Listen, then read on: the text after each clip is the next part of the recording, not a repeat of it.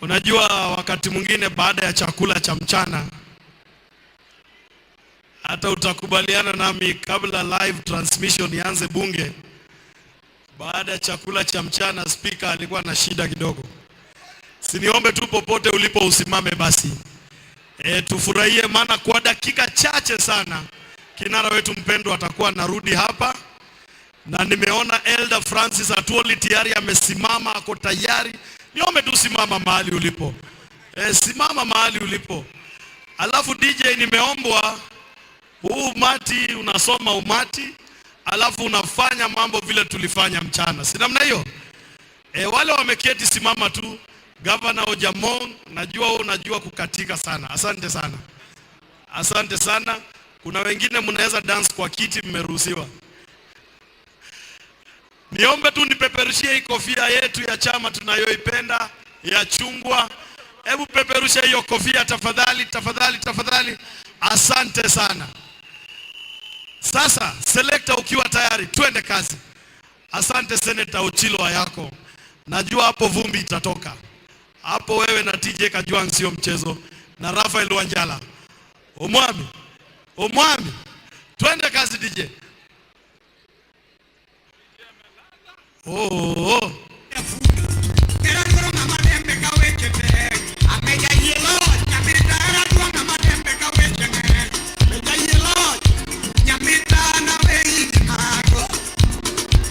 Shukile.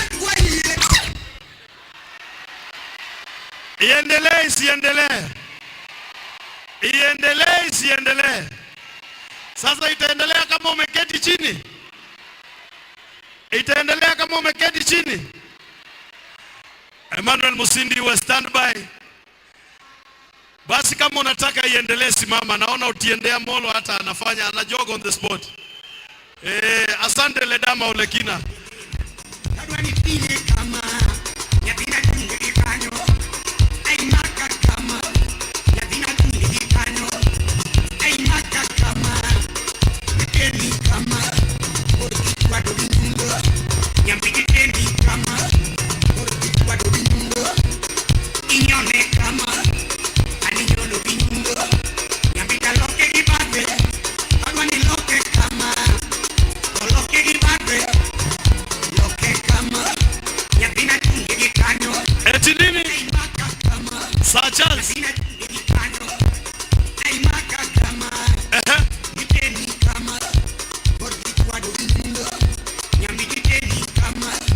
Tupigie Dr. Oburu Oginga makofi.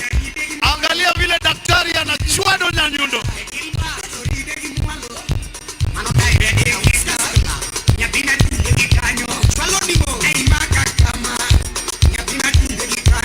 Shikilia seleka. Ati unasema chwade? Delegates wa Mount Kenya na ni wengi sana. Hebu peperusha kofia ya delegates wa Mount Kenya. DJ usiangushe delegates wa Mount Kenya, waeke muziki yao na wao wafurahie.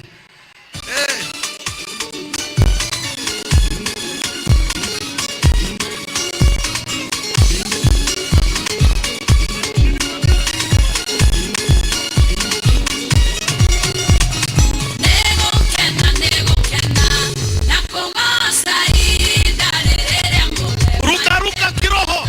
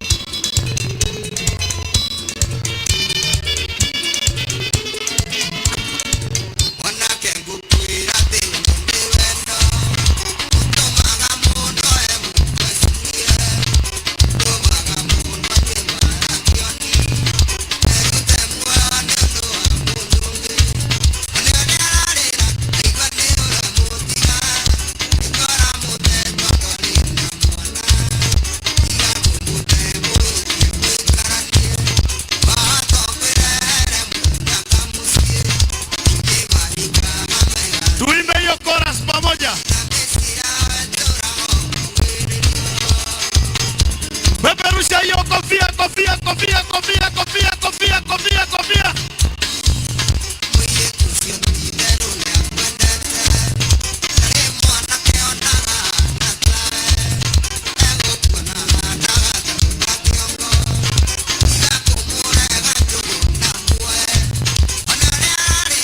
Ogono gamotiga.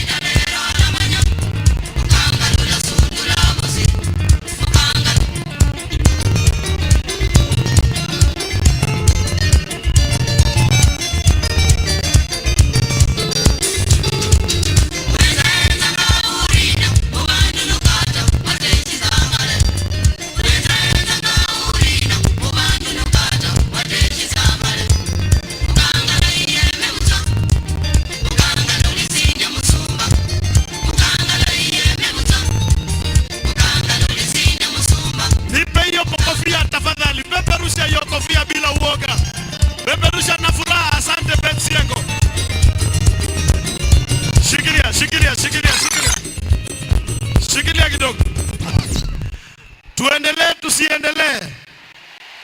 Niombe kutambua uwepo wa gavana wa Laikipia Mheshimiwa Nderitu Mureithi. Na niombe kutambua uwepo wa Mheshimiwa Peter Kenneth. Niombe kutambua uwepo wa mjumbe wa Kieni Super Striker Kanini Kega. Mmesema tuendelee? Tuendelee? Aya DJ tuende kazi.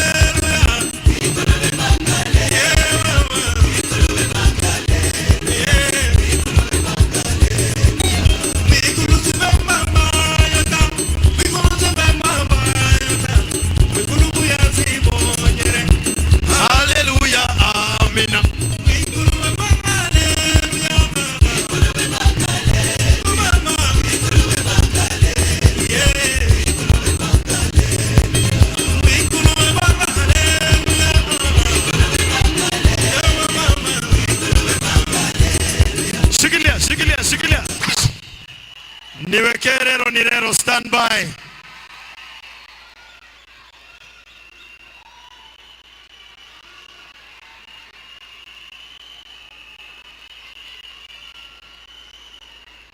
Niombe kama unatoka Kakamega na hiyo muziki imekuguza, nipeperushie kofia.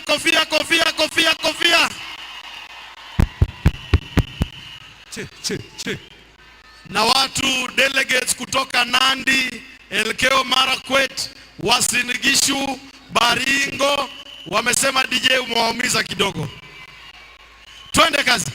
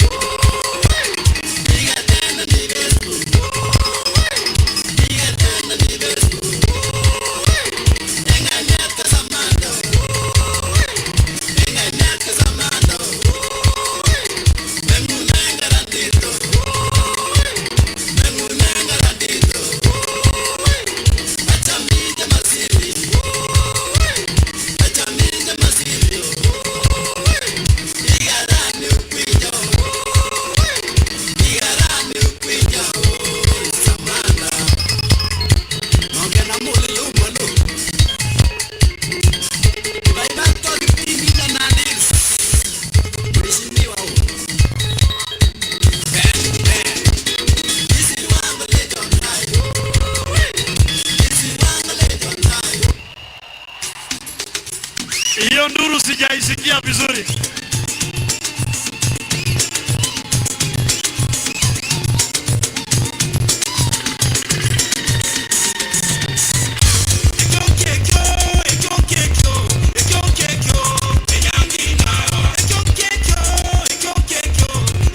Asante Gavana James Omari Bongwae.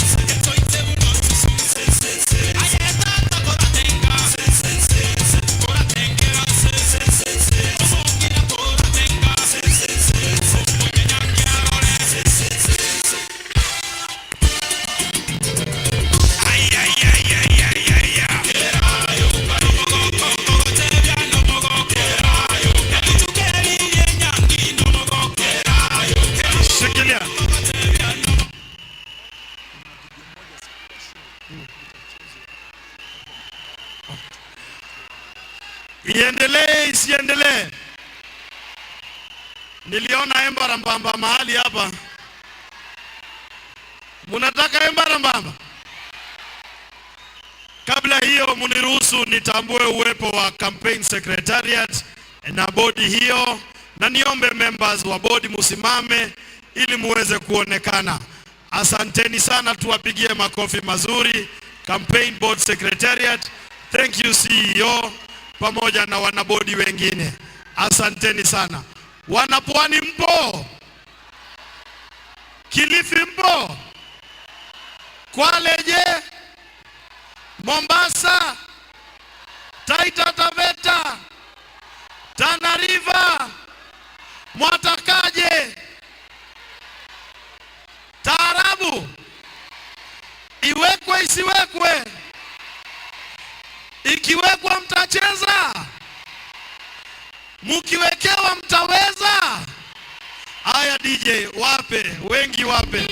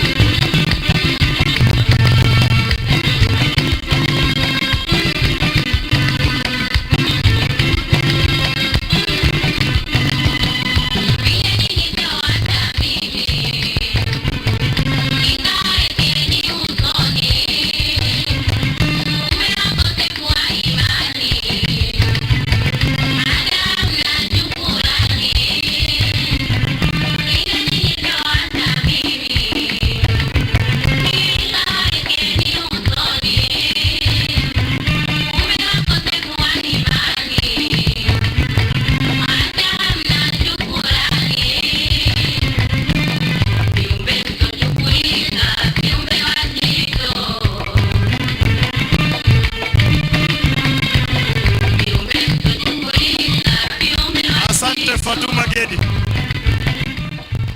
Halo. Taarabu tunayo hatuna? NDC tunayo hatuna? Iendelee isiendelee mishi? Waike ingine tena?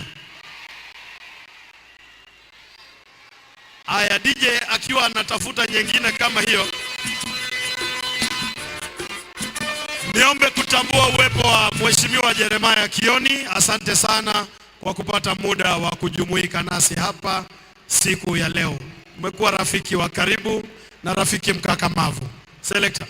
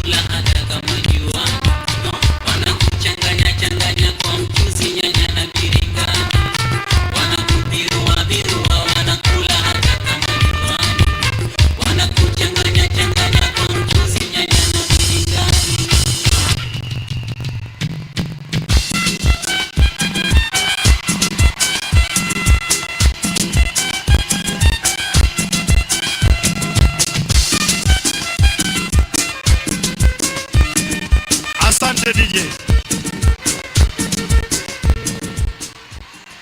Iendelee.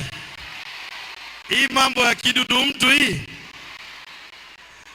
Naomba nitambue uwepo wa Gideon Mung'aro ambaye ni afisa wa ngazi ya juu katika serikali. Vile vile nitambue manaibu wa vinara wa chama chetu, naibu wa kinara Wycliffe Ambetsa Oparanya, gavana wa Kakamega. Asante. Naibu wa kinara akiwa gavana wa gatuzi la Mombasa, Ali Hassan Joho, asante kwa kujiunga nasi. Vile vile nimtambue gavana wa gatuzi la Machakos na kinara wa chama cha maendeleo Chapchap, Dr. Alfred Mutua. Vile vile wananchi wapendwa, kwa njia ya kipekee niombe kutambua kuwasili kwake Bi Dr. Aida Odinga.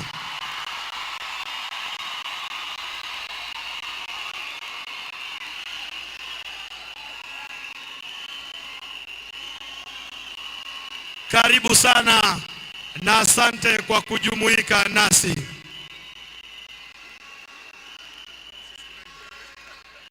Niombe kutambua uwepo wa gavana wa gatuzi la Nyandarua, Mheshimiwa Francis Kimemia. Asante sana kwa kupata muda wa kujumuika nasi siku ya leo. Niombe sasa tuwe hali ya standby, na wale ambao mumesimama pembeni na hamuko katika viti vyenyu, ningeomba kila mmoja arudi katika kiti chake ambacho umetengewa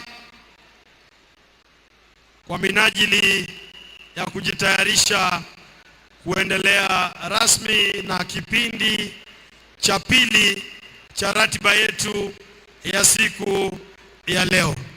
Na nitaomba tutapata vipande vya muziki na burudani kwa kifupi kwa sasa.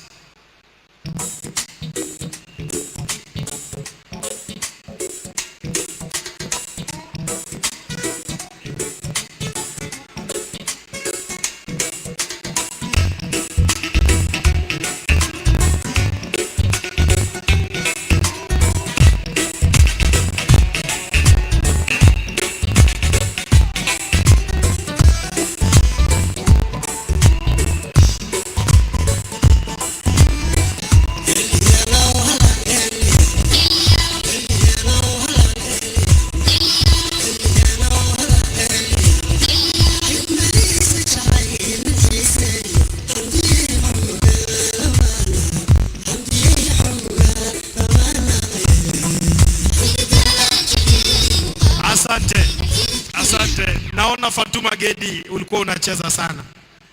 Niombe kutambua kuwasili kwake Mheshimiwa David Morathe. Asante sana. Na niwakumbushe delegates wetu wapendwa, wakati wageni wataingia, tutapata kusimama. Ukiwa na kofia isiyo rasmi Takuomba kwa heshima na taadhima kuu ipate kuivua kwa minajili ya heshima ya taifa, kupata wimbo wa taifa utakaofuatiwa na wimbo wa Jumuiya ya Afrika Mashariki, kisha katibu wa chama cha ODM Edwin Sifuna atatuelekeza kwa kipindi cha ratiba kiliyobaki. Niombe kutambua kuwasili kwake gavana wa gatuzi la Kitui Charity Ngilu. Asante sana na karibu.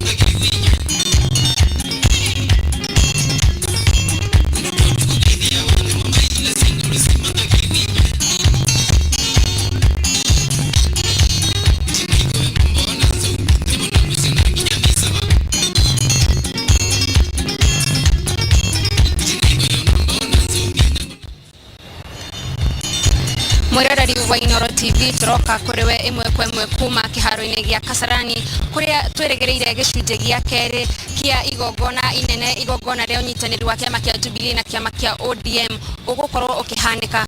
Na President Uhuru Kenyatta ni areketie gukinya thiini wa cikaro ici, mutongoria wa ODM Raila Odinga ni areketie gukinya thiini wa cikaro ici, undu umwe na atongoria kaheri na ajumbe kuma kiama kia Jubilee na kiama kia ODM. Aya ni atongoria aria mathaa ma kiroko mutongoria wa ODM Raila Odinga akinyire thiini wa cikaro ici na makindira maundu matiganite megie kiama kia ODM. Ni makindirire uhoro wa arugamiriri kana maabitha eru a kiama kiu, ni makindirire uhoro wa gukorwo makiuga mutongoria wa ODM Raila Odinga niwe ugakorwo ukirirukia federa ya kiama kiu githurano-ini kia mweri wa kanana. Na thutha ucio ni tuonire mutongoria wa ODM Raila Odinga akiheana ndumiriri yake ya gwetikira giturwa kiu kiria hetwo nauga ni egukorwo aking'ethanira na ng'etheri yake ena ucamba, na ni etikitie ati mwaho uyu wa Azimio la Umoja niguo ugakorwo ukiyukia uhotani githurano-ini kia mweri wa kanana. Na thutha ucio mutongoria wa ODM Raila Odinga athie kuria nyumba-ini ya micemanio ya KICC kuria kiama kia Jubilee gigukiuma na mucemanio wa ujumbe ugitongorio ni mutongoria wa kiama kiu President Uhuru Kenyatta, kuria tuonire o ringi magicokerera muingi fata wa ngeithiria mageithanirie na President Uhuru Kenyatta thayo uria warehire mauru maria yarehiria o eri mangethanire matari na murugamo umwe wao kuiterere thutha wa gukinya thiini wa ici turerekera ati nimegukorwo kana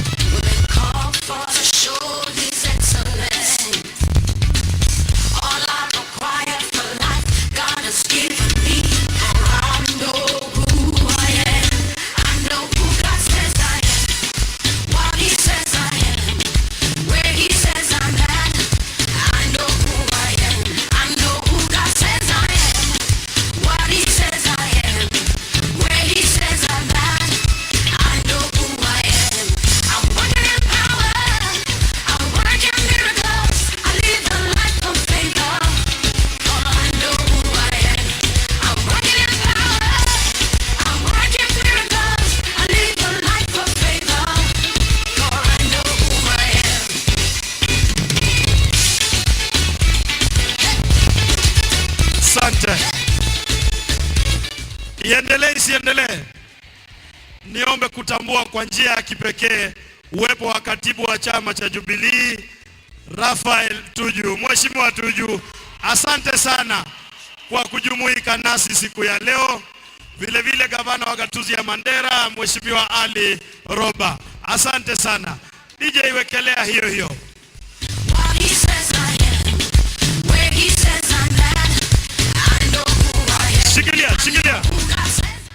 Niombe sasa sote tusimame tumkaribishe kinara wetu mpendwa na mgeni maalum siku ya leo. Na DJ unanipa rero ni rero, kofia tunapeperusha.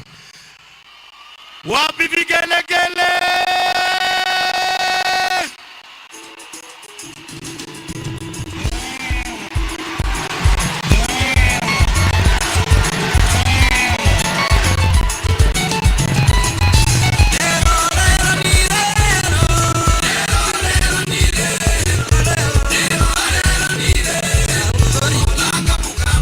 Peperusha kofia, peperusha kofia, peperusha kofia.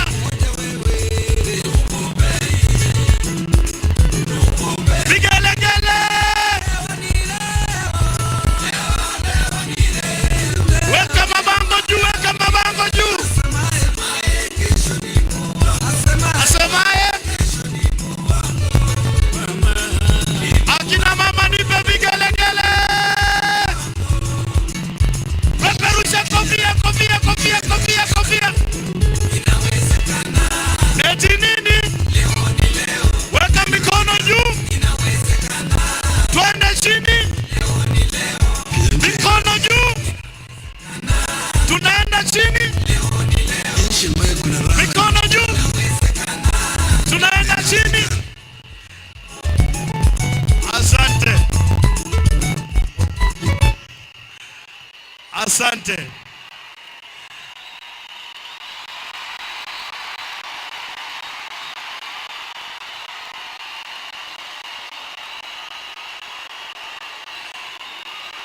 Rais wa Jamhuri ya Kenya na amri jeshi mkuu wa majeshi yote,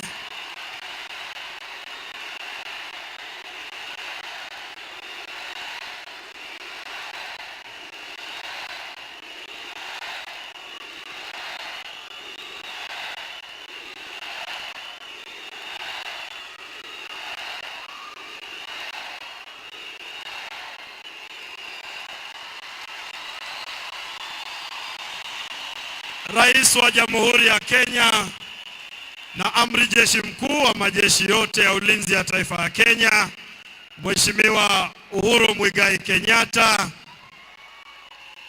Waziri Mkuu Engineer Daktari Raila Amolo Odinga, Bi Dr. Aida Odinga, hitifaki zote zikihifadhiwa.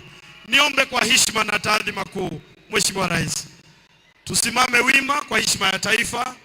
Ikiwa una kofia isiyo rasmi, ni kuombe kwa heshima, taadhima na unyenyekevu mkuu upate kuivua kwa heshima ya wimbo wa taifa itakaofuatiwa na wimbo wa Jumuiya ya Afrika Mashariki. Wimbo wa taifa.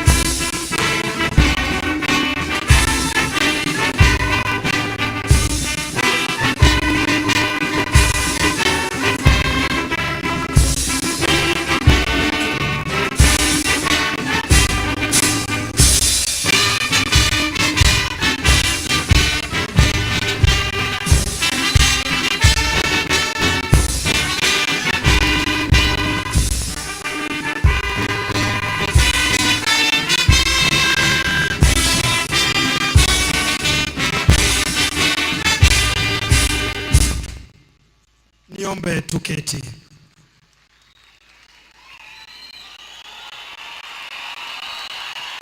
Ikiwa umefurahia uwepo wa wageni wetu katika kongamano hili, ni kuombe upeperushe kofia tu, upeperushe kofia tu, ishara ya upendo na ukaribisho.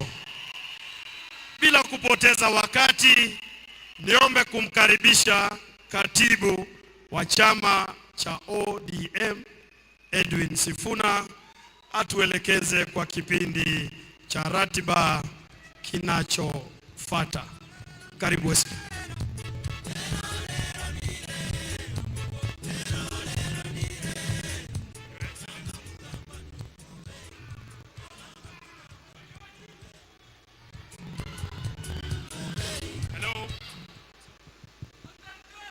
Excellency, the President of the Republic of Kenya, Uhuru Muigai Kenyatta. Our party leader, Honorable Raila Odinga, all the leaders present here today, the various party leaders, it gives me great privilege, Your Excellency, to stand before you here today as the Secretary General of the ODM, to welcome you to our National Delegates Convention. Your Excellency, we had gone through the main program. What we are waiting for is really to hear from you, our leaders. So, I will not take much, just to say karibuni sana. We as ODM, Your Excellency, have only but gratitude. Our hearts are filled with gratitude that you chose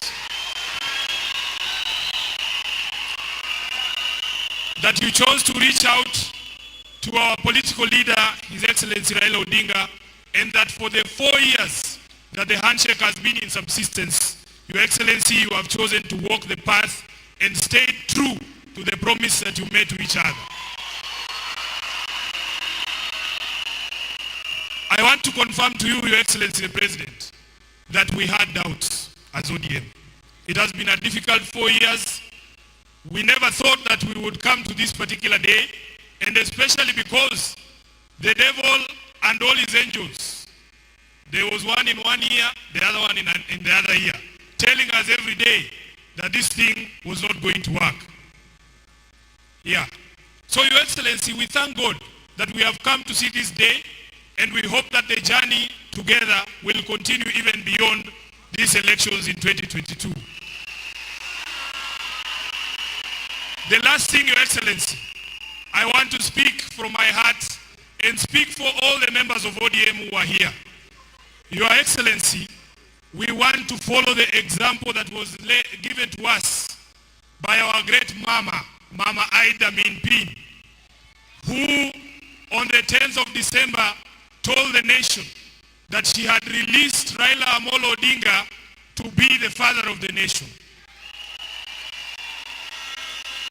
In those footsteps of Mama Ida Odinga, I, as the Secretary General of ODM today, want, on behalf of all these delegates here, to say to you, Baba, you have been our father, you have been our role model, you have been our leader. But for you to become the father of the nation that you are destined to be, we, as delegates of ODM today, Baba, we release you to the nation.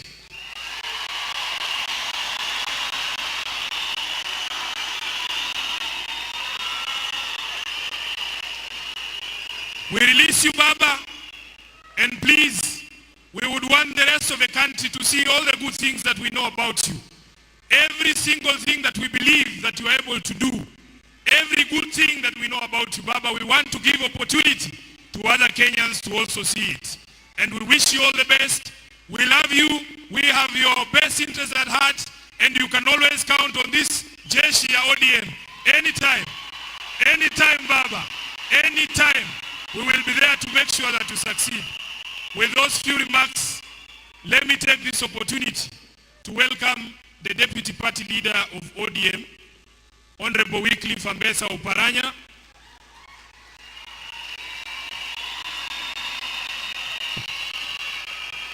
who will then in turn welcome Honorable Hassan Joho. Thank you very much, and God bless you.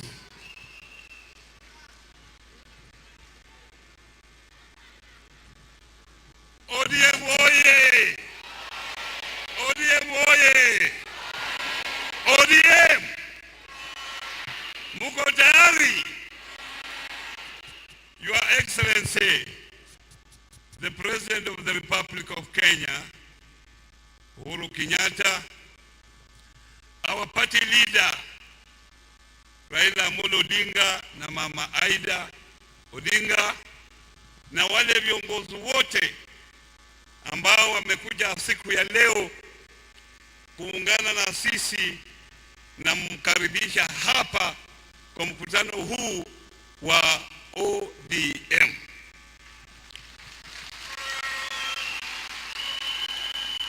Baba, wakati ulitoka hapa, mimi ndio nilishika ndoria ya hapa. Mimi ndio nilikuwa in charge. Na when you were away, mambo iliendelea vile ilikuwa imepangwa. Na tulikuwa tunangojea wewe na mgeni wako maalum kwa hamu kabisa. Na karibu rais wetu kupata nafasi na viongozi wengine kuja hapa siku ya leo. Sisi tunafurahia yale yote umefanya kuwa karibu na kiongozi wetu.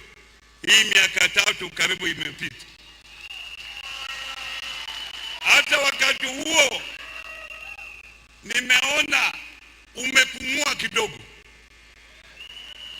Hiyo wakati tumekuwa na amani katika nchi yetu. Huo wakati umefanya maendeleo mengi hapa katika hii Kenya. Na hiyo tunakushukuru. Sisi tunataka tuhakikishie nyinyi wote, sisi kama ODM tutaungana na nyinyi tuendeshe nchi mbele. Na hii leo ndio tsunami. Hii ni tsunami, ile earthquake wale walikuwa wanasema earthquake. Hii leo ndio earthquake. Hii ndio earthquake. Leo waone ya kwamba serikali iko hapa. Kama wewe hauko hapa, wewe utaenda nyumbani tarehe 9 mwezi wa 8.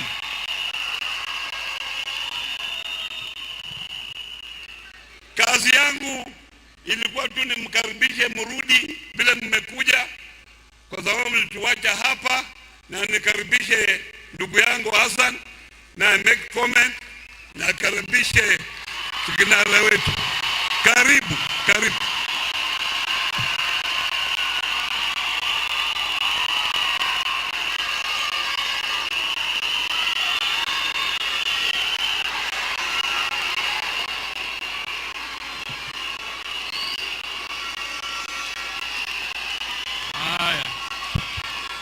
Mheshimiwa Rais, msinimbie happy birthday bila keki. Asante.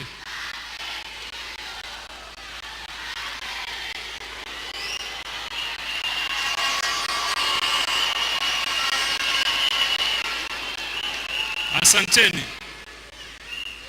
Mheshimiwa Rais, kiongozi wangu, mamangu, Mama Aida, hawa Waswahili waimba happy birthday bila keki.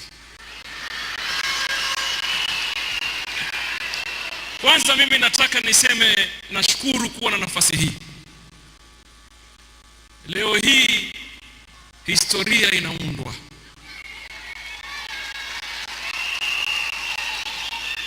Na Mheshimiwa Rais, let me confess, miaka 5 ya kwanza ilikuwa miaka 5 ya noma sana.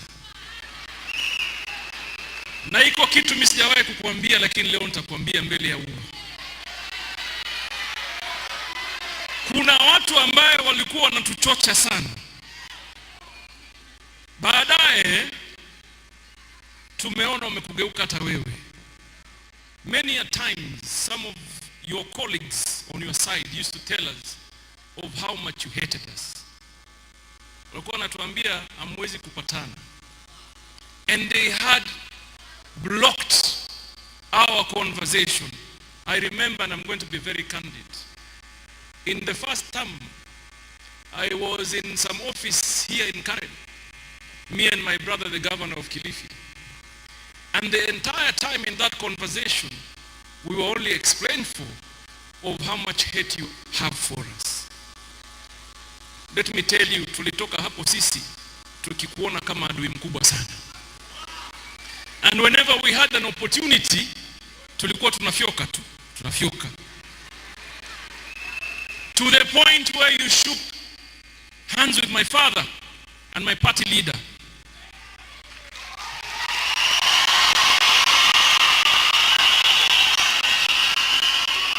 At that point, Your Excellencies, when we had the opportunity to engage one-on-one, and let me say openly here today, I realized wale wenzetu walikuwa waongo, wanafiki, watu wa chuki, waovu, mabaradhuli, wadhabdhabina. Wao kazi yao walikuwa ni kukuharibia sisi uhusiano wetu na wewe. Lakini nimekuja kujua who you really are. Wakati ulishika mkono with my party leader and my father. Na sisi unajua watu wa baba tuko na tabia moja. Ukishafuata baba, hatutaki kujua sisi.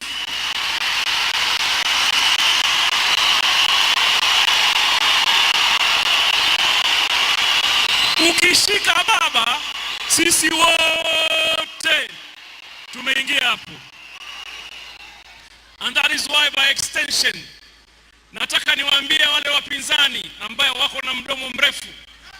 Uhuru Kenyatta ni mpole, Raila Odinga ni mpole, lakini sisi ni wafidhuli my friend. Ukileta tutakuletea.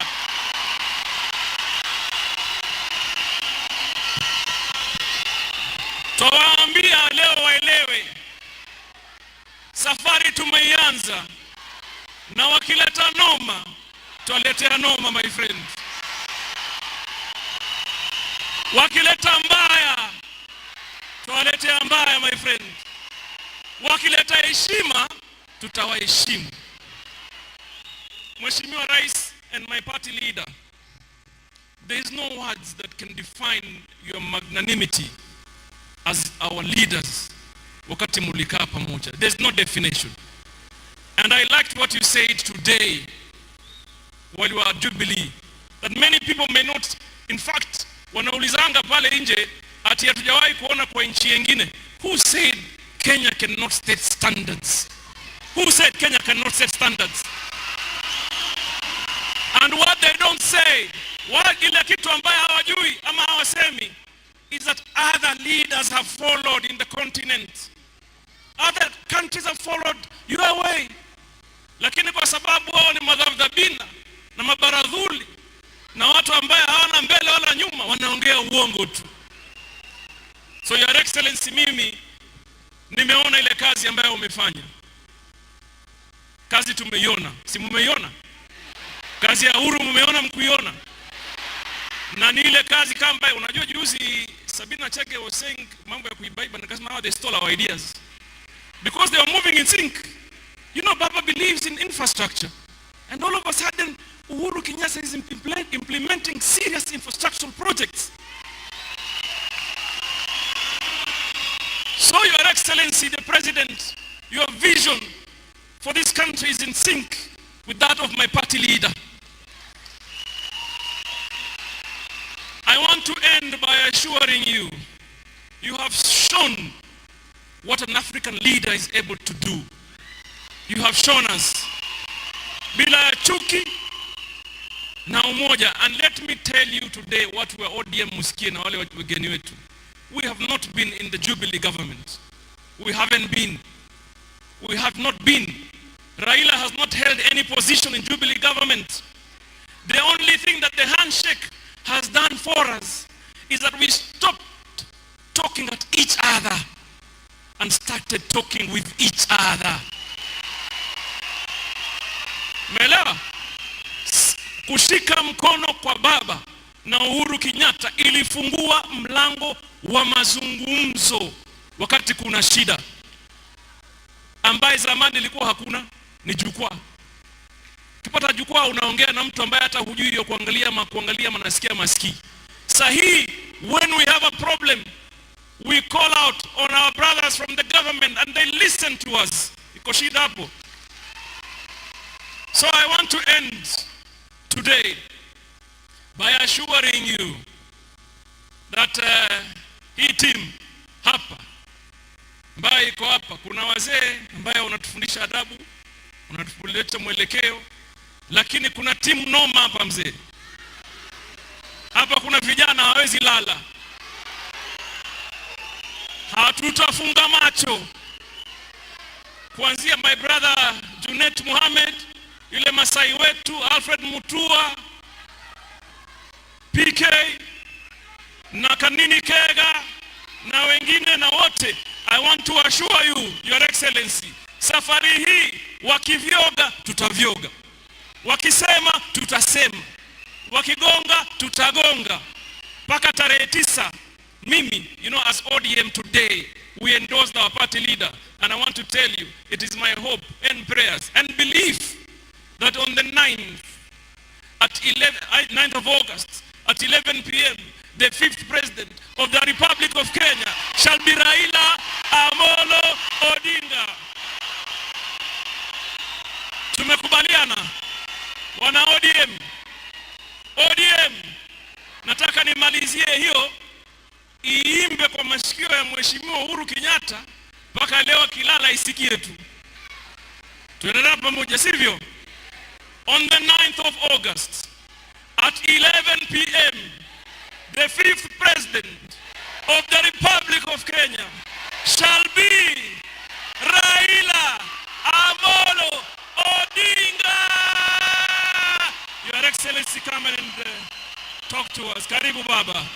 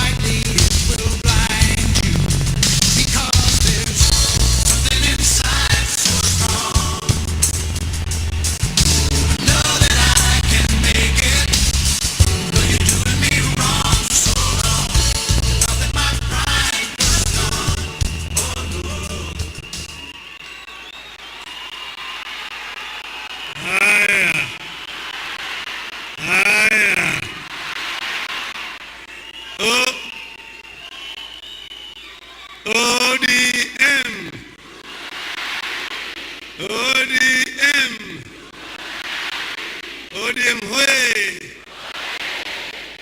Asanteni sana. Your Excellency, ndugu yangu Uhuru Muigai Kenyatta, viongozi wa vyama vingine ambao wamekuja hapa siku ya leo kwa hafla hii, wanachungwa wote ambao wamefika hapa siku ya leo, hamjambo. Leo ni asemea, kesho ni. Asanteni. Vile niliambia nyinyi wanachungwa, nilisema mimi naenda katika hafla nyingine ya Jubilee, na baadaye nitakuja na marafiki wamekuja. Anaye macho na anayasikia na, tuko na furaha tele siku ya leo. Ile hafla kubwa leo, historia inafanyika katika taifa letu. Tuko na hawa watu kule, tumetoka tumeongea. Sasa nimewaleta hapa na utamsikia kutoka kwa kinywa zao, lakini kuna machache mimi nataka kusema kabla sijaita wageni. Your Excellency the President Uhuru Kenyatta, distinguished guests and honorable delegates, the unity of Kenya that we have been talking about, that seemed so remote or impossible just a few years ago, is taking shape before our own eyes in our own lifetime.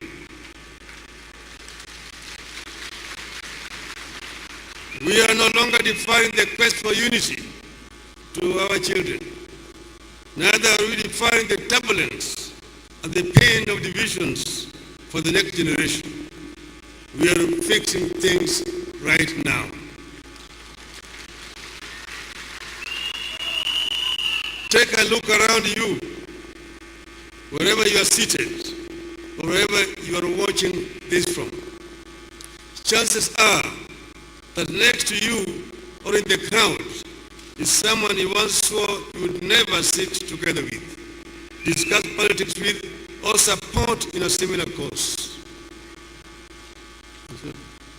But we are all together now. I have just come from a Jubilee NDC, where Jubilee, a worthy opponent that ODM and NASA hated, which we hated with a passion, have declared that they are going to join Azimio la Umoja jointly with us.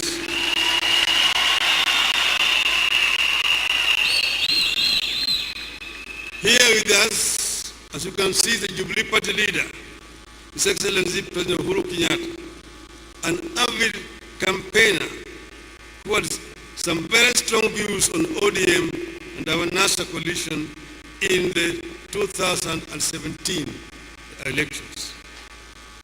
ODM and representatives of other parties that ran against him have given him a standing ovation, same way I was given at the Jubilee event at just a few hours ago.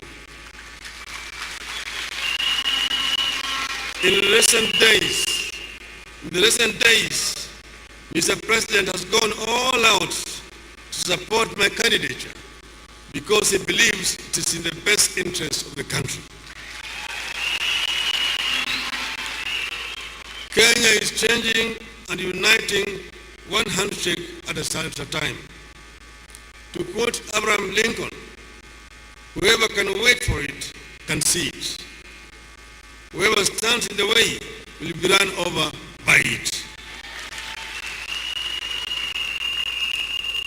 What we are going through today, what we have witnessed in recent days, and what shall be happening in the coming days is a clear demonstration that the often undeclared but often raging and civil war between our communities, political parties, leaders and regions can end if we choose to do so. We have evidence before us that politics does not have to burn our country.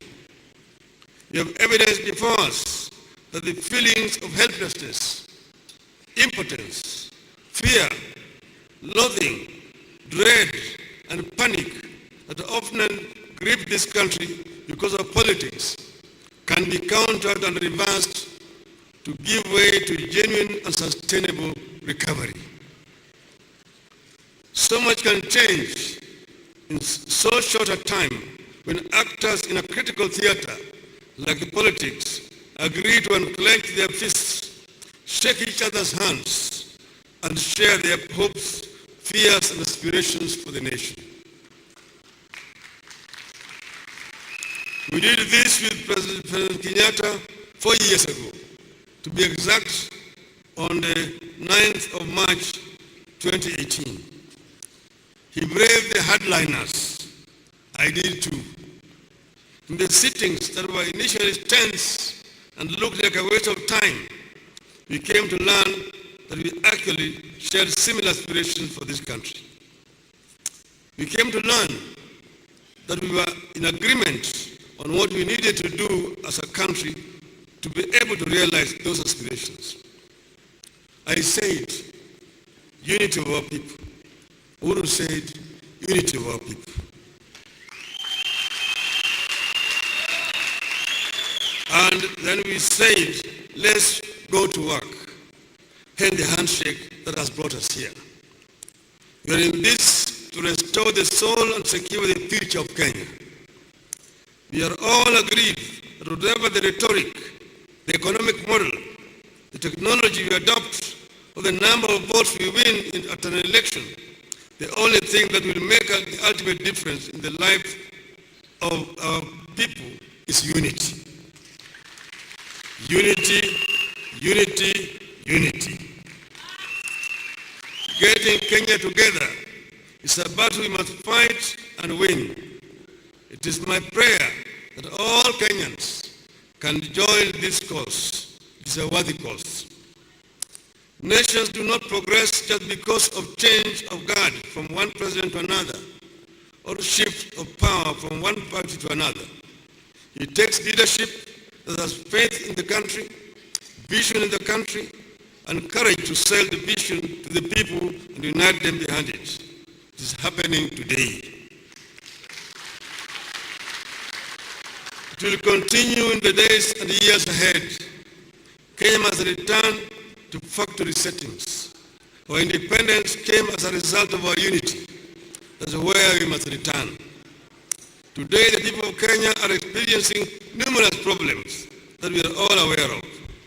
I believe that the problems we are going through have not resulted from the mistakes of our people. Kenyans have not failed. We are not suffering from some divine curse from the heavens. We are not suffering from lack of resources. Plenty still abound within our borders. We, the leaders, have often been the source of failure and problems of our people, that the people are going through. We, the leaders, have often been the source of divisions. This is the reality President Kenyatta and I have accepted and set out to own in March 2018. It takes courage, integrity, and honesty to own up. It is the journey we are on today, and the journey we have to stay on in the years ahead. Franklin Roosevelt told us, restoration comes through a leadership of frankness and vigor. Only such a leadership can carry a nation through every dark hour of its life. Unquote. I appeal to all other leaders who are still looking for every excuse to tear us apart, to cease, desist, and join the unity train. We are on the path of frankness and vigor. We want to meticulously cultivate an inclusive political establishment and use it to pursue our aspirations, confront our nightmares, and denounce our prejudices. So, fellow Kenyans, it has been a long journey to where we are today. Another long journey begins today. The journey will take us back to the homes, villages, towns, and cities across the country, where we first sought and got the mandate to run this race. I'm counting on your help and your voice. Tuko hapa pamoja. Tumesema maneno mengi zaidi. Nataka kurudia tena kusema hapa. Tunajua pale tumetoka. Tulikuwa hali mbaya. Tulisema tulikuwa kona mbaya. Pande nyingine tuliambiwa turudi kwa debe. Uhuru anaweza kusema turudi kwa debe. Tukasema pana, tumeangalia pale mambo si mazuri. Tukasusia. Baadaye Uhuru na wenzake wakaja hapa Kasarani. Shika Biblia. Mimi Uhuru Muigai Kenyatta. watu wetu wakasema siku hiyo sisi tuende huko Jacaranda. Wengine wakaenda Jacaranda akachukua choo akaweka huko.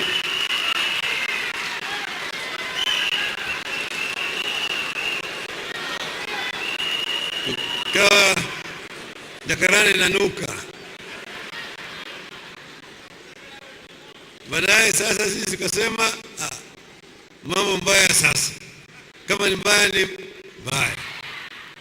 Tukasema sasa hakuna mambo ya Safaricom, mambo ya Bidco, mambo ya Brookside.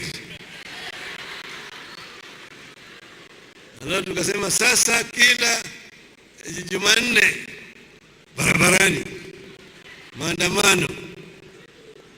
Nao wakatokea wale Nairobi businessmen na polisi wanapambana na watu wetu barabarani. Polisi wanapambana na watu wetu barabarani. Kila mara ukitoka risasi 5 nini namna hii. Wengine sasa wako Kenyatta, wengine wako Nairobi Women Hospital, wengine wako huko Nairobi Hospital na kadhalika. Inaendelea. Watu wetu wakasema Uhuru alienda Kasarani na sisi vile vile tuende Uhuru Park. Tukaenda Uhuru Park. Mimi Raila Amolo Odinga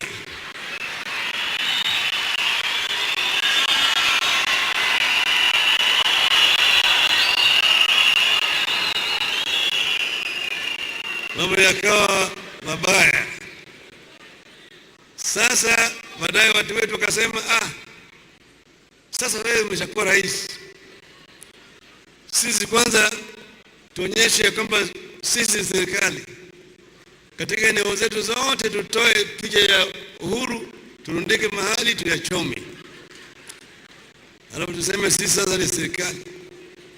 Hata yani ramani ya Kenya ikachorwa vile Kenya itagawanywa, Republic of Kenya and People's Republic of Kenya.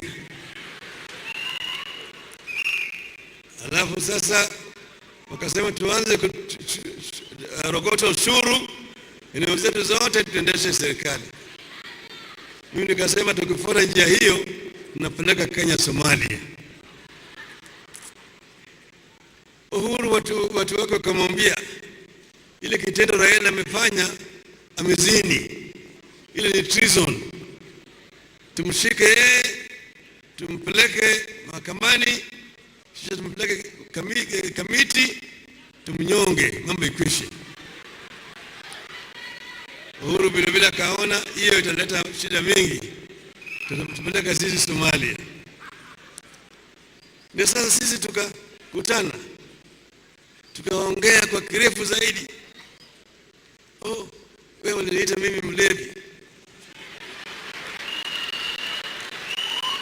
wewe unaniita mimi mwendazimu.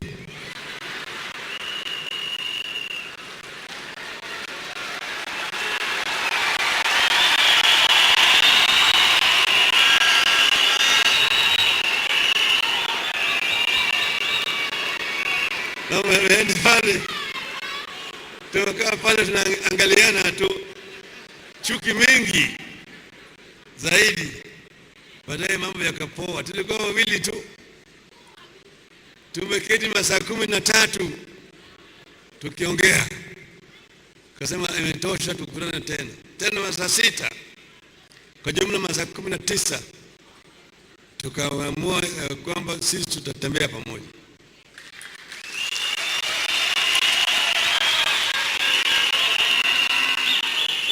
Sio tukua hatukujuana, tumefanya pamoja.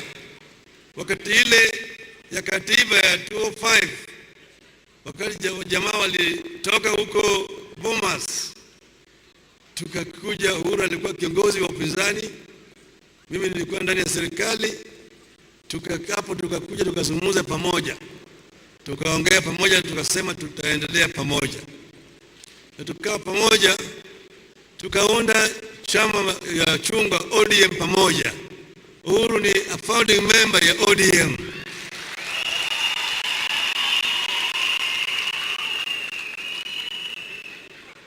Tumetembea na yeye wakati ile chungwa na gongana na ndizi. Ingawaje eneo yake yote ilikuwa mingi ni ndizi, yeye alikuwa na sisi kwa chungwa. Mpaka tukashafaulu. Wakati wa kwenda kwa uchaguzi ndio tukakubaliana ati eneo yako kule ukienda na chungwa huwezi kupita. Wewe chukua jogoo, uenda naye na usiseme wewe unapinga Kibaki. Hiyo utaweza kushinda huko. Ndio akaenda namna hiyo. Ilikuwa tumekuwa na mkutano na tukakubaliana. Sinitoboe.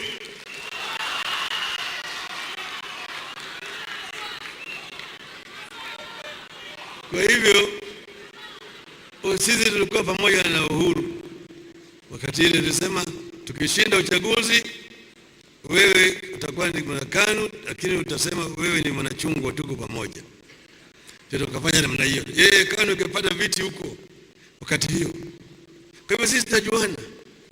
Warabu wa Pemba tunajuana kwa Vilemba.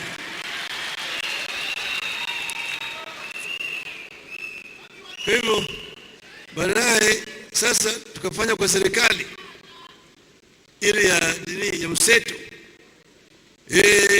Alianza kama waziri wa biashara, baadaye kawekwa waziri wa fedha, mimi waziri mkuu, na yeye akawa naibu waziri mkuu yangu. Tulifanya pamoja vizuri sana. Yeye anajua alikuwa ndani ya treasury, na alikuwa pamoja na kaka yangu Dr. Buhuru Oginga, wakafanya pamoja. Kwa hiyo mimi najua vile yeye anafikiria juu ya nchi hii. Najua kwamba yeye ni patriot, anataka vizuri kwa Kenya. Na tumekaa naye pamoja katika cabinet wakati Kibaki alikuwa wa rais, na mimi najua fikiria yake. Yeye ni mtu ambaye anataka uzuri kwa taifa letu.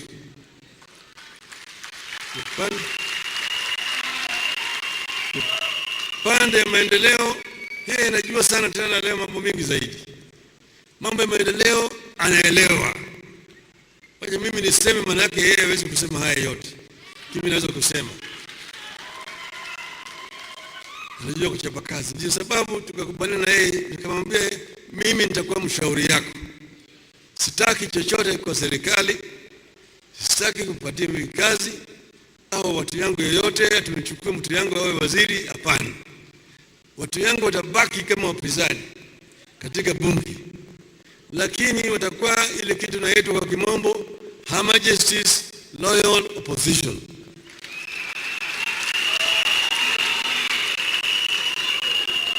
Manake nini? Criticize and oppose when necessary, but also offer constructive solution. Not just criticizing for the sake of criticizing. Do not oppose for the sake of opposing at wenye upinzani. Hiyo ndio tunasema. Na viongozi wetu katika bunge, wakiongozwa katika Senate na Mheshimiwa James Orengo, katika National Assembly na Mheshimiwa John Mbadi na Junet Mohamed, wamefanya kazi nzuri. Nimewashauri. Wakati ambao kulikuwa na ile mawingu makubwa na upepo inavuma huko ndani, wamekuwa imara, wameshika nanga. Kwa hivyo tumefika hapa siku ya leo. Sasa mimi na nyinyi tulikubaliana tutaunga mseto. Kwanza tulianza na BBI. Na BBI mnavijua, wale majambazi waliingilia huko wakaleta fitina. Tukasema sasa hiyo rege itakwenda half time, lakini rege itarudi. Sasa tumekubaliana tutakaunda umoja wetu, azimio la umoja. Hiyo ni msingi ya azimio la hii, itabeba Wakenya wote pamoja. Vyama vyote ambayo wako na fikira, wako na sera ambayo inaingiliana na ile yetu ya azimio la moja, wote wamekaribishwa huko ndani. tutafanya pamoja. Tutafanya pamoja hapo ndio sababu leo tumetoka kule kwa Jubilee, viongozi walikuwa kule, sasa wamekuja hapa. Na sasa tunasema leo tumeanzisha azimio kirasmi, tutakuwa na sherehe baadaye pale mbali. Hiyo kwanza tutaenda pembe za Kenya karibuni. Kwanza wiki ijayo tutaenda kila mahali. Tutaenda hasa Ukambani, tutaenda huko pande ya Meru, tutaenda kaskazini huko ya mashariki, tutakwenda hapa Central, tutakwenda bonde la Ufa, tutakwenda Western, Nyanza, Pwani, kisha Nairobi tutarudi hapa. Baadaye itakuwa na hafla kirasmi ya kuzindua azimio pamoja siku hiyo. Na siku hiyo ndio sisi tutatoa candidate yetu ya azimio la umoja. Sasa mimi ni candidate ya ODM katika kinyang'anyiro ya azimio la umoja, na mimi niko uwanjani. Si mimi niko tayari? Si mimi niko tayari? Tuendelee mbele. Kwa sasa mimi nataka kufanya hafla moja kidogo hapa. Nataka nialike ndugu yangu Huru na wapi nani?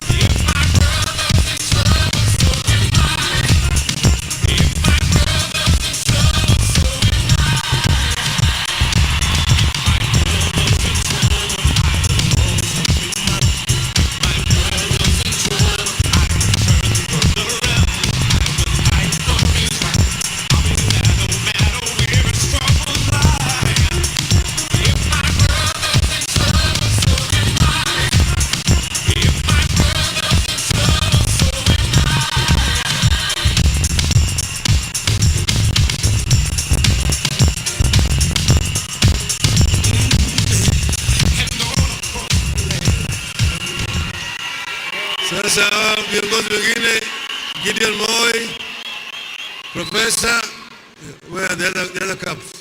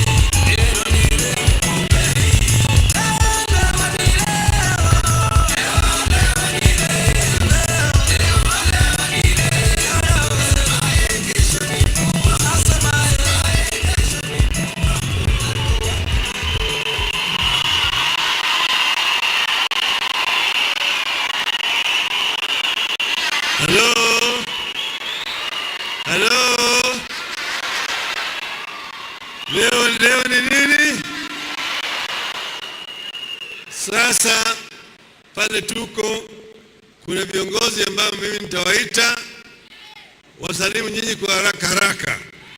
Sawa? Kwanza nitaanza na kiongozi wa wafanyakazi.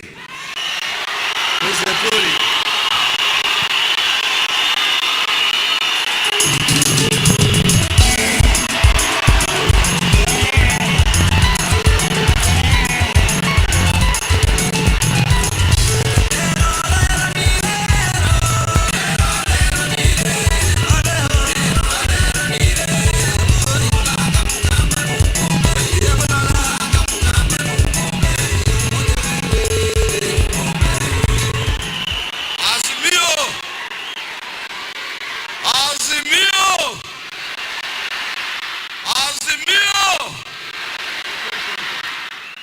Asanteni sana.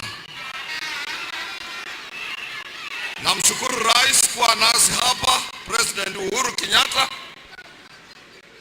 Namshukuru shemegi yangu Raila Amolo Odinga ambaye ni the fifth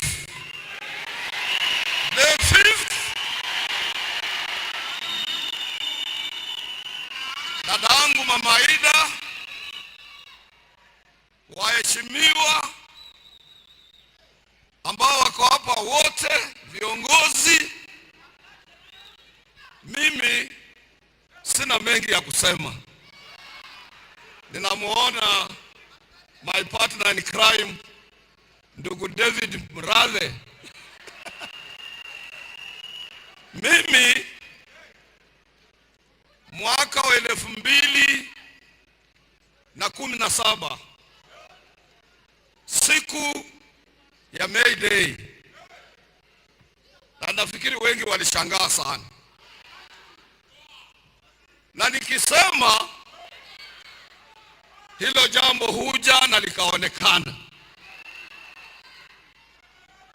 na nilisema ya kwamba katika nchi hii tukitaka amani ni lazima tuangalie mambo ya katiba yetu. BBI ikakuja na tunaambiwa ya kwamba tuko kwa half time, itarudi. Na pia nikasema, wengi walisema kwa nini tuangalie mambo ya katiba. Na mimi nataka kuwashukuru wale delegates wa Jubilee, because siku hiyo nilisema na wengi wakanikashifu. Nikasema, President Uhuru Kenyatta, yungali ni kijana, na mkimwachilia atatusumbua, na ni lazima mtafutie pahala. I'm happy that he remains a party leader of Jubilee. Thank you very much for those people. I want also to thank the ODM delegates. Na nataka kushukuru wale your deputy party leaders. Na haswa yale mambo Joe amesema, ya kwamba wewe ndio signature yao. Kama umesema, ODM wote wanafuata. That is able leadership, very articulate leadership, the leadership that respects its leader. Na washukuru. Sisi upande wa wafanyikazi, nataka kusema hivi, na nimesema mara nyingi na watu wanafikiria ni siasa.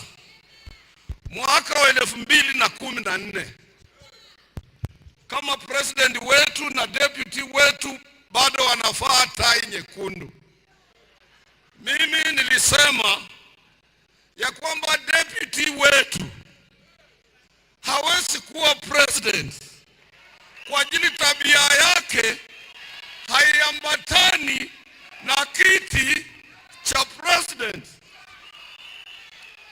Nataka kuwashukuru, wengi walifikiria labda mimi na muhead. Any labor leader globally who is worth his salt and who hails from a pressure group, who has a mandate of workers, must always know who is coming to lead the nation. Because somebody might come to lead the nation and he will not put some mechanism in place to spur economic growth and expand employment opportunities. Mimi nataka kumalizia hapo, nataka kuwashukuru, na mimi nataka kushukuru wote vyama vyote ambavyo vimeingia katika Azimio. Sisi wafanyikazi tuko ndani ya Azimio, na tarehe 9 mwezi wa 8 mimi nataka kuhakikishia the 5th president of our republic will be no any other person other than Raila Amolo Odinga. God bless you.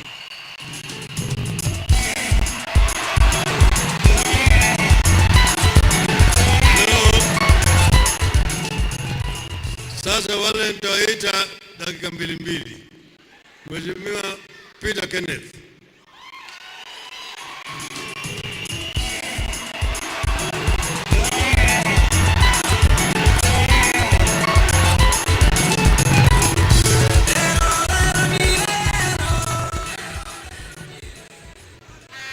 Asante Baba. Raila Amolo Odinga, the 5th president of our republic. Yangu itakuwa mafupi sana. Leo tulipokuwa kule Jubilee, rais alisema anataka kuzungumza ukweli. Mheshimiwa Raila amesimama hapa akasema anataka kuzungumza ukweli. Manake wale wengine ni kupiga domo, wamejaza udaku. Hata chama yao inaitwa udaku. Mimi nataka wana ODM, wana Jubilee na zile vyama zingine zote ambao zimeungana zihakikishe ya kwamba tarehe 9 mwezi wa 8 rais ni Raila Amolo Odinga. Asanteni. Sasa kwa niaba ya chama ya PNU, Gavana Derito Muridhi. Huyu ndio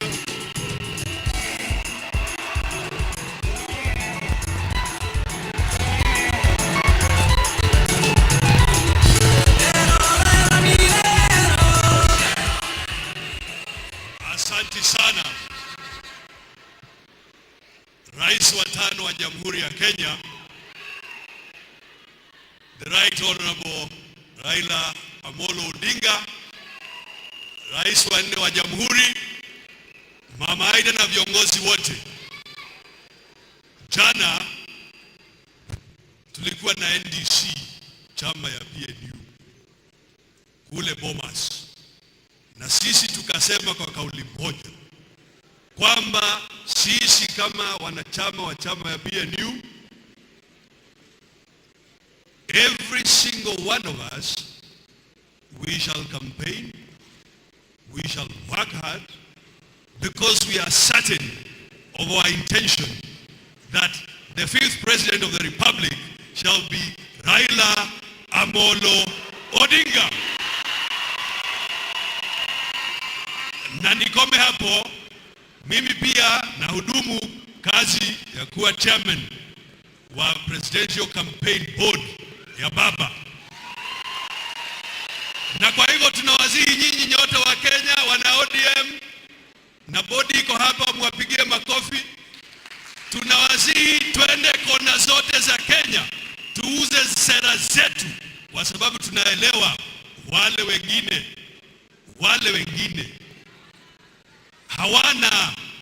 hawana idea, hawana njia, yao ni matusi na kasheshe aina hiyo. Kwa hivyo hebu tuseme tena, who is the 5th president of the republic? Shukran. Hello.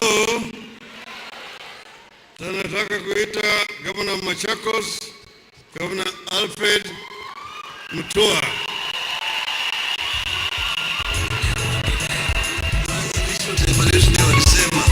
Asante.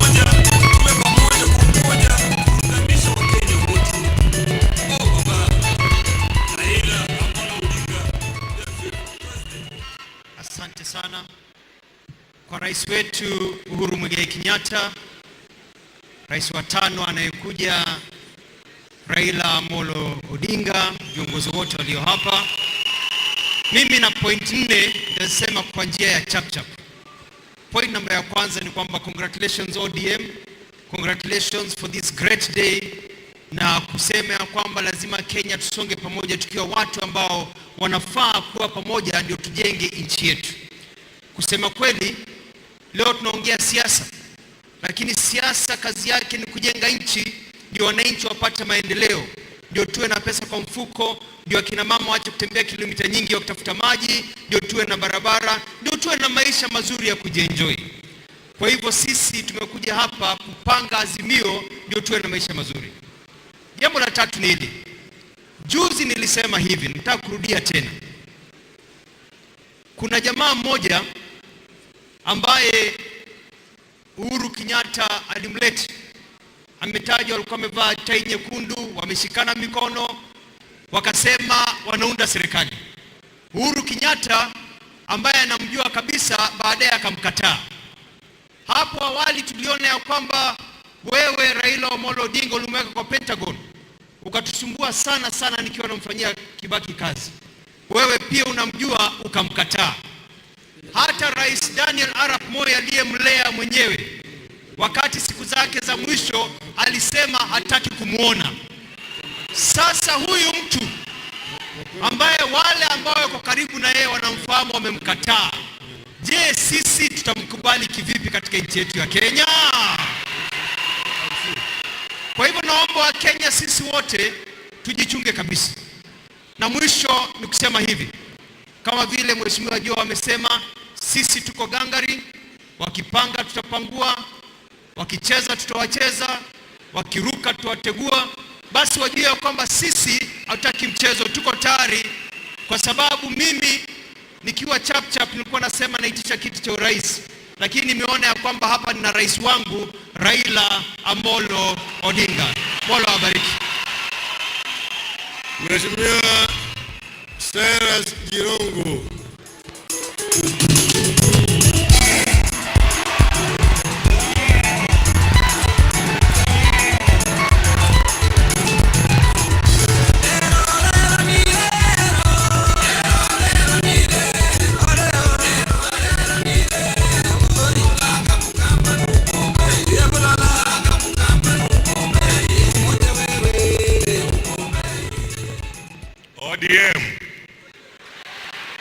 ODM.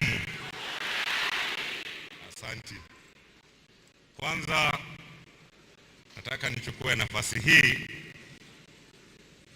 to congratulate you, the delegates of ODM.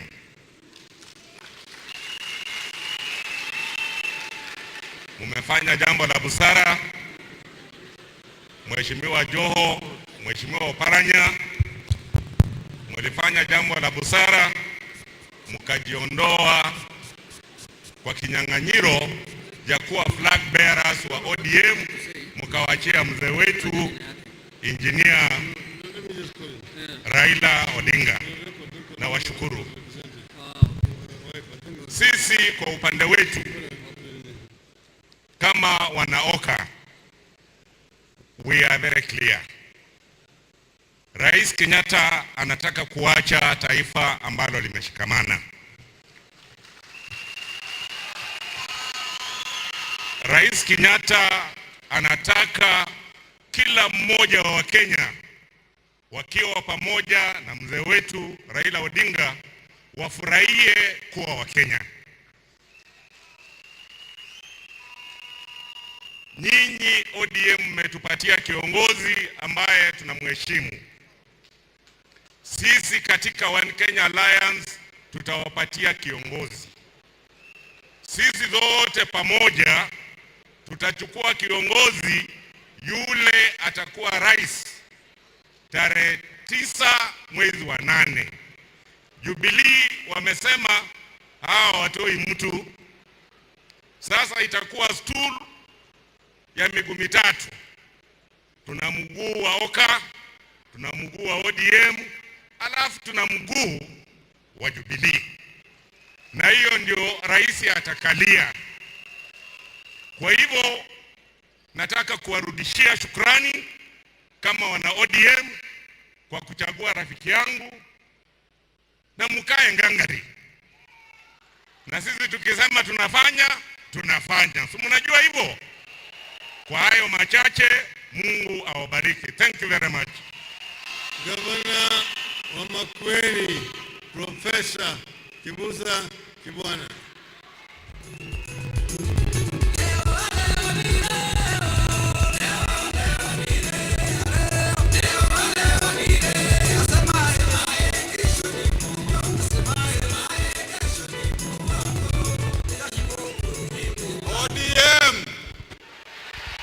ODM. Mimi ni party leader wa Muungano Party, na sisi tulikutana kwa NDC yetu tukasema our presidential candidate ni mambo ikawa ni kwisha. Hata tulikutana na Charity Ngilu in an NDC together, na yeye atasema because it is the same story. Mimi nataka kusema mafupi sana kwa sababu najua hakuna wakati. There is one thing maybe Kenyans have not quite known about our president. Even after the 2007-8 problem, he was able to reach out 2013 and be able to invite somebody to be his deputy, even with the problems that they were. Kwa sababu aliona kwamba Kenya ni kubwa, ikiwa kuna shida lazima ajaribu kuleta mtu na kuleta watu pamoja. And I'm sure it must have been a soul-searching issue, but he must have thought Kenya is bigger than himself and than anybody in Kenya. Again, wakati wa handshake, akarudi tena, akasema I've been following about Kenya being one country, about the unity of our country. Na tena roho yake ikamwambia nizungumze na Raila to secure our country. Kwa hivyo sisi tunakutolea kofia because you have consistently put the country before yourself. Ya mwisho, huyu baba, if you look at his history, kutoka, he used to teach at the university when I was a student. If you look at his history, ni historia ya kutaka Kenya iwe huru, iwe na a lot of prosperity and everything, beginning of his politics and so on. Hata wakati wa 2002 akasema Kibaki tosha. Wakati wa kufanya kazi na as prime minister pamoja na president wetu akiwa deputy, again he helped our country to go forward. Kwa hivyo mtu wa aina hiyo ni the people's project. Ni nini? The people's project. So you are our people's project. Go forth. We wish you success. We will be with you, and success is guaranteed. Asanteni.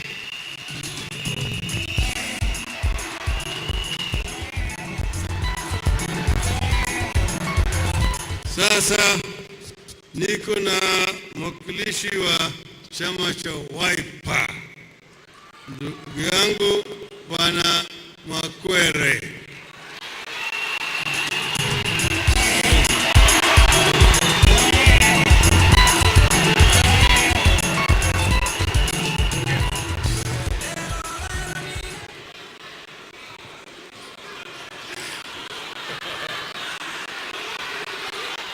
Nami nitaanza kusema haya. ODM. ODM. Ya tatu, ODM. Nimesimama hapa kwa niaba ya chama cha Wiper. Mheshimiwa Dr. Stephen Kalonzo Musyoka, kwa sababu ambazo hawa viongozi wetu wa vyama wanazijua, hawakuweza kufika, lakini tulikuwa pamoja katika NDC ya Jubilee. Mheshimiwa Rais, sababu yake unayejua. Mheshimiwa Raila Amolo Odinga, sababu unazijua. Si sababu mbaya, ni kwa wema na wanajua sababu zake. Hakuna ubaya wowote. Sasa sisi na nyinyi tuko pamoja kwa sababu msimamo wetu ni mmoja. Msimamo wetu ni ule ambao kila mmoja amesema Kenya izidi kuendelea. Kenya izidi kupata manufaa ya uongozi bora. Kenya watu wote wanasikizana. Kenya kusiwe na chuki ambayo haina maana. Kenya izuie wale ambao wana matusi. Kenya izuie wale ambao ni wezi. Kenya izuie wale ambao hawana heshima kwa yeyote, ambao katika dunia nzima wamevunja rekodi. Wewe mtu usahili kumpa heshima rais, ni mmoja tu anayemtukana, na mtu huyo sisi tumemkataa. Tumemkataa kwa sababu inaweza kuleta farakano katika nchi, inaweza kuleta watu wakapigana, inaweza watu wakauana, inaweza kuleta umaskini wa hali ya juu sana, ambao wanaumia zaidi ni wakina mama na watoto na wale wanyonge wengine. Sisi tunasema tumekuja, tunashirikiana na ODM na tuko tayari kabisa kwa azimio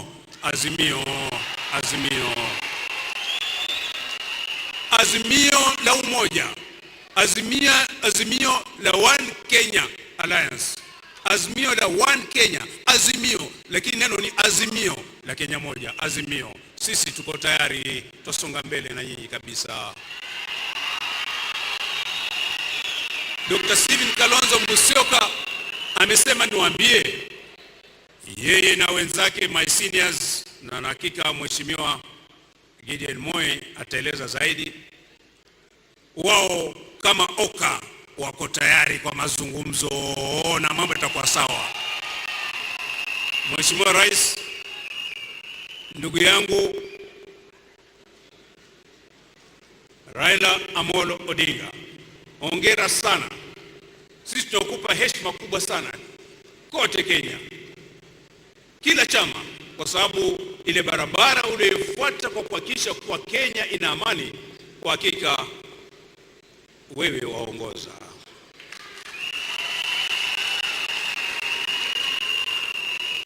Historia yetu sisi kama familia na mheshimiwa na familia ya Jaramogi yaenda mbali sana, mpaka Mheshimiwa Raila aona ajabu kwa nini mimi siko ODM.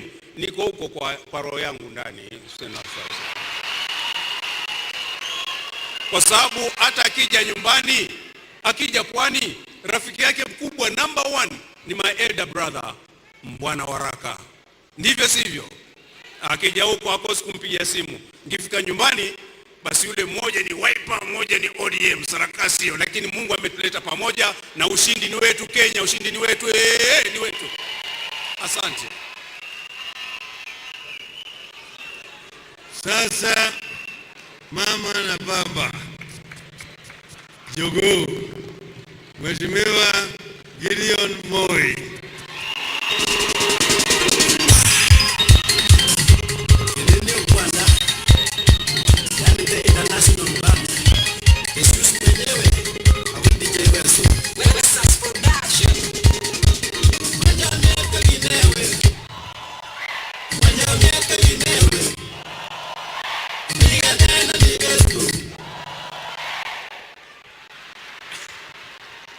Thank you.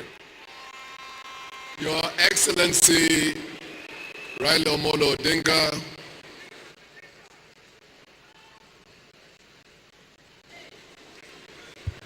Your Excellency Uhuru Muigai Kenyatta, yangu haitakuwa mengi. We've come a long way on this journey. Nakumbuka wakati sisi zote tulikuwa chungwa 2005, na nilikuwa kiparanga huko kwa bunge. Tukaingia chungwa, ilikuwa chungwa versus hizi. Na ninakumbuka tulikuwa the first time tukaingia maandamano Uhuru Park. The late Ojode akanieleza, wewe kijana ya mzee hujajua na hujaonja tear gas. So nitakupatia Wajaluo yangu kuchunga wewe. Hiyo wengine shauri yao. Tukaenda katikati ya Uhuru Highway na Parliament. Ikaanza. Rais wetu akaniwacha mtaa kwa mataa. The last time I saw William Ruto alikuwa kwa golf course. Lakini hawa jamii wa Jaluo wakanishika juu paka Grand Regency Hotel. Sikutoka huko siku mbili, I'm telling you.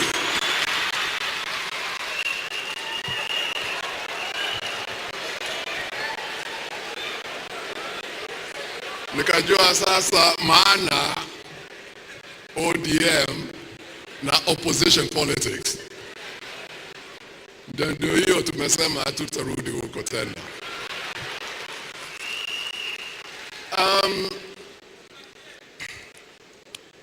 Today ninasema hongera kwa nyinyi wana ODM for holding your National Delegates Conference na kuchagua ndugu wetu Raila Amolo Odinga akuwe rais wenyu kwa huko juu. Unajua, ukienda kwa nyumba ya mtu unawapatia heshima,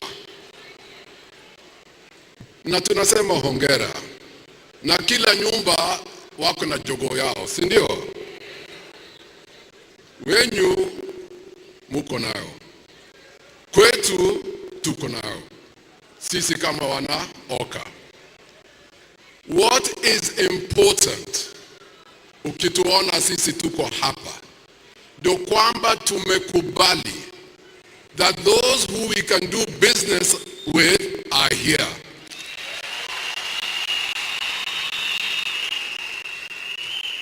Na vile baba amesema, kama tumezunguka, vile tumetembea, tutatoa risasi moja. Na hiyo risasi moja, sisi, you know us, we are faithful and true to our word. And we are committed to what we say. That is unequivocal. We are known by our history. So, we all understand, and I said it when we were in Nyayo Stadium, the enemy is known. The enemy is defined. The enemy is not in this room. So shida ni wapi?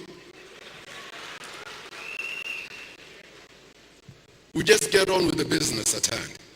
Sindio, transforming the lives of our people. As I conclude, my brothers and sisters from various political parties and those who seek, and their supporters, HASA supporters, our aim is one, victory. That is our aim, all of us here. But remember this, remember your utterances, remember tabia. Because there's a saying in English which says this, many a slip has happened between the cup and the lip. Tuko pamoja. If you've not understood it, you'll get to it. For now, hongera, Mwenyezi Mungu awabariki. Paka wakati tutakutana tena kwa kiwanja uko nje. Asanteni. Mama Charity Kaluki Gilu.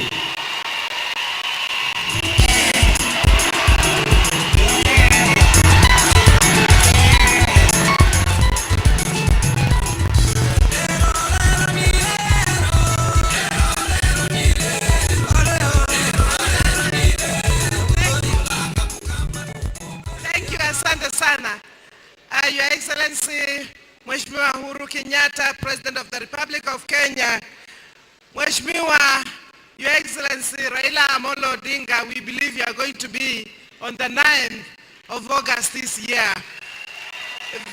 Delegates wote wa ODM na viongozi ambayo wamefika hapa siku ya leo, kwanza niseme hongera, well done, congratulations for nominating and appointing him to be your candidate. I would like to say here, sisi NAK tulikutana wiki iliyopita and we already endorsed him as our candidate. Kwa hivyo hiyo tumemaliza. Ndio nauliza kwa sababu tulikuwa chama cha muungano na viongozi wale wengine tulikuwa huko, tukasema huyu anatosha na anaweza kuendesha kazi ile tulikuwa tukifanya miaka mingi. Na niseme hapa, sikuongea tu juu ya mtu anaitwa Raila Amolo Odinga, tunaongea kazi ile tunaweza kusema amefanya miaka yote.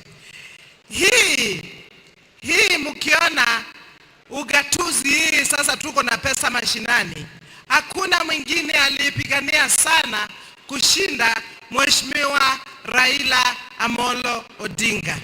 Na tukiona kazi iko mbele yetu ya kuongeza pesa mashinani, na wakakaa chini na ndugu yake Mheshimiwa Uhuru Kenyatta na wanasema wanataka kuongeza pesa huko, na kuko na kiongozi mwingine anasema nitakuwa nikiwaletea pesa ikibebwa na mfuko. Nasema hii mfuko ni katiba gani? Ni katiba gani? Huo ndio adui wa Kenya. Na siku ya leo Mheshimiwa Raila Amolo Odinga, kazi iko mbele yetu. We trust you and surely we cannot all be wrong.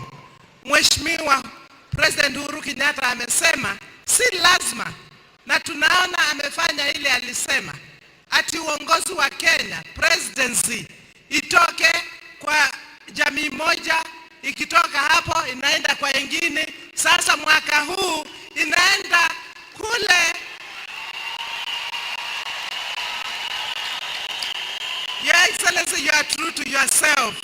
You have made good what you said during Mheshimiwa Musalia Mudavadi's mother's funeral, and we have taken this from you. Lakini muvae viatu sasa, twende kazi. We are going to make him the president if we all go out there na tuangalie vile tutapata kura, tuzitoe, tuziangalie. Sijui ile Jubilee wanasema kutoa, kuweka, sijaelewa kabisa, naendelea na kuelewa. Ya mwisho kusema hapa, hii naona mkikaa chini mnaweza kutuacha nje kina mama. Lakini niseme Mheshimiwa Uhuru Kenyatta and Raila Amolo Odinga, thank you very much. If there was no handshake, I kept on wondering how we were going to work in this country. Country divided katikati. Mukaja tukaona mkishikana mkono. Tukasema these are big-hearted gentlemen of this country. That people who had fought so hard.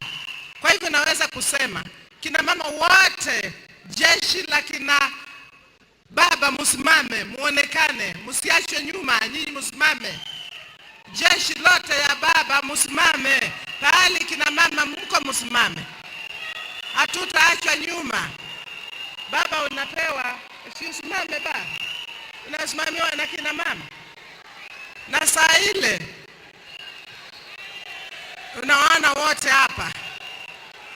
Asante sana kina mama. Niseme ya kwamba saa ile mtakaa chini. Saa ile mnakaa chini, msisahau tunataka kuwa ndani hapo. Saa ile mnasema ni huyu na huyu na huyu, tunataka kuwa ndani. Kina mama lazima wawe ndani hapo. Na tumesema asante kwa sababu mlikuwa mmesema nyinyi mtahakikisha ile 2/3 gender itapatikana. Lakini tunajua yule mmoja tu, adui wa kina mama, adui wa Kenya ni mmoja tu. Kwa hivyo tuwe tayari, tukirudi, turudie rege, tulete BBI ili na sisi zote tuwe pamoja. Ya mwisho, kwa sababu wewe Mheshimiwa Raila Amolo Odinga, this is your moment. You are going to be the Mandela of Kenya who really brings peace in this country. And when you get in there, kwa sababu you take over from Mheshimiwa Uhuru Kenyatta, you will work with all of us as leaders. Because somebody says, ati huyu anistaafu, aende nyumbani, I want to ask, kongamano hii lote. Young man like Mheshimiwa Uhuru Kenyatta, anaenda nyumbani kufanya nini? Ni ubaya gani ya kuendelea na kazi ile anajua na amefanya kazi mingi? Mheshimiwa Uhuru Kenyatta, muvae viatu, mufunge, twende kazi, tufanye huyu awe rais wa 5 wa Jamhuri ya Kenya. Asante sana. Mungu awabariki.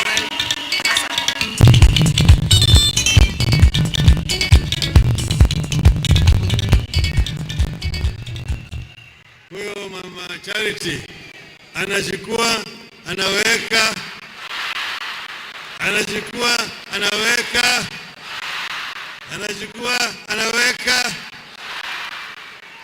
Sasa nataka kuambia ndugu yangu ati kuna kitu ambayo nisipofanya hawa wamama wataniua.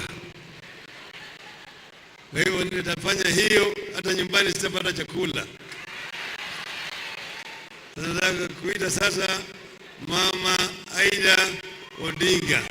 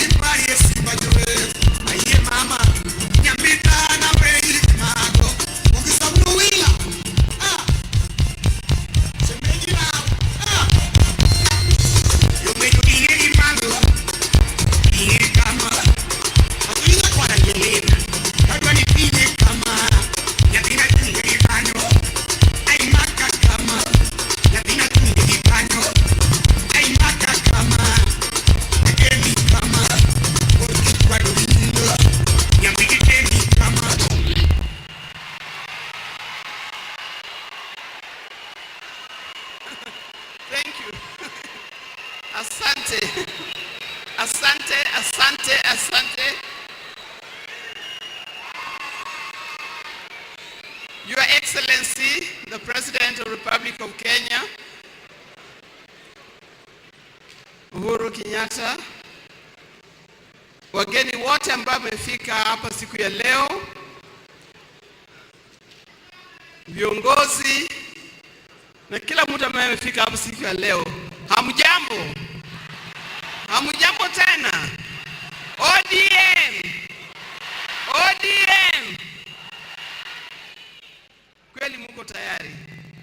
I'm so pleased today. I don't have much to say, but first of all, I must thank all of you for coming to this particular kongamano, because it takes a lot of energy and good spirit to be here. And I must thank you for that, for being there for us today. About him, on the 10th of December, when we were in the same grounds, I handed him over to you. I handed him over to Kenya. What I'm asking Kenyans to do to take care of him. That's all what I'm asking Kenyans to do. Today, I've seen leaders from other political parties. We don't take this for granted. We don't take this for granted. Sisi, wana wa ODM, and us the women of ODM, we don't take this for granted. We know for sure, if there's no peace, we are in trouble. We saw it, and chances are that if we don't work towards the peace of this nation, we'll not make it. we must leave this place, we must leave this country, a united country, for the sake of our children and our grandchildren and our great-great-grandchildren. Therefore, the ladies, we must be on the front line to make sure that we get what we want to get out of this. Tulianza tu, tulifanya tu, kidogo tu, kionjo tu. Lakini now we are going to go out as the women of Kenya to campaign and to tell the people of Kenya why it is important to have a good leader. And me at home, I'll not give him peace. I'll make sure that he does the right thing for the people of Kenya in future. Kwa haya machache, asanteni sana na Mungu awabariki popote mwendapo. Asanteni.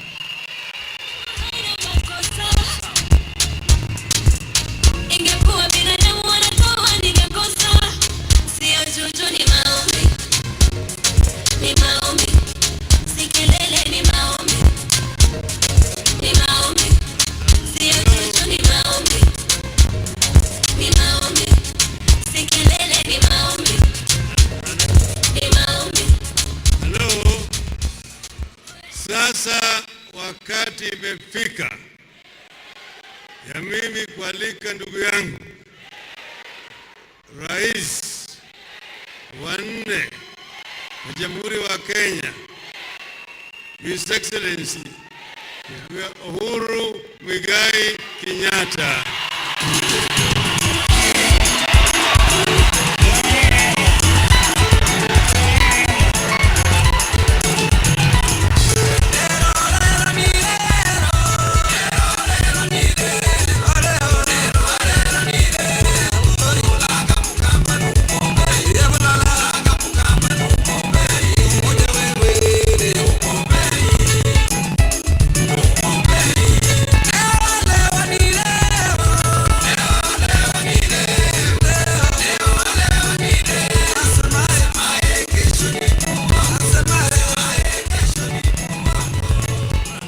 Asanteni sana.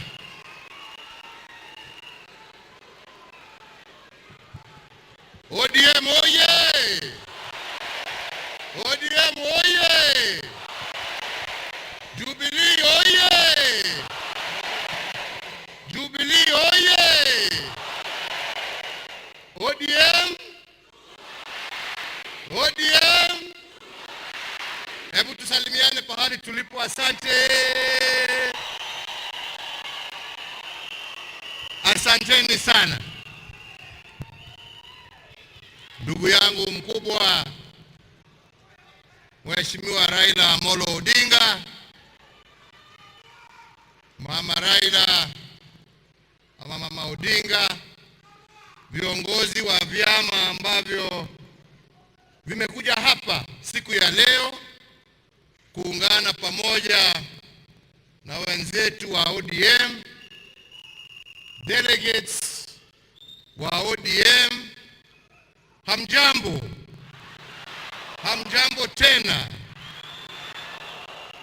Asanteni sana. Yangu ya kwanza ni kusema niko na furaha tele kuwa katikati yenu siku hii ya muhimu, siku ambayo nyinyi mumeungana katika Kasarani hapa Nairobi kama wana ODM kusema ya kwamba ya kwanza muko tayari kufanya kazi na vyama vingine na viongozi wengine ambao wana fikra ambazo ni sambamba na zenu, na hiyo tunawashukuru. Ya pili, kama wana ODM mumesema ya kwamba kinara wenu yule ambaye atabeba bendera ya ODM na kuingiza katika muungano wetu wa Azimio sio mwingine isipokuwa ni Raila Amolo Odinga.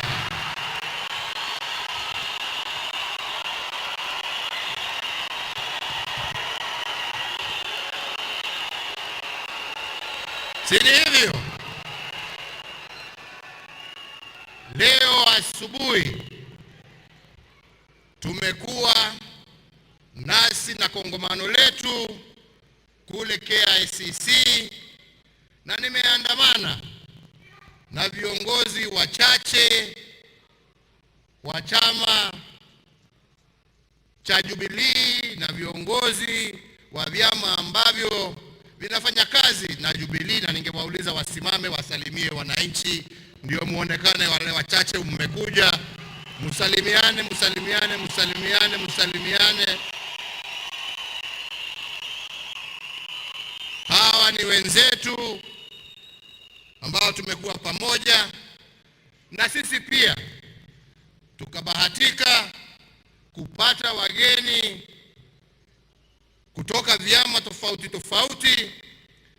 Tumepata viongozi ambao wameongea hapa wa vyama vya kisiasa, na katikati yao tukafurahia kuwa pamoja na kiongozi wa Wiper na OKA, Mheshimiwa Kalonzo Musyoka. Naye baba akatuheshimu, akawacha mkutano yake hapa na akakuja kuungana na sisi kule kuonesha haja yake na nia yake ya kuona viongozi, lakini zaidi nchi na wananchi wa Kenya wakiwa kitu kimoja na wakitembea pamoja. Mimi sitanena mengi kwa sababu mengi nilinena asubuhi, lakini nataka nitaje tu machache. Ya kwanza,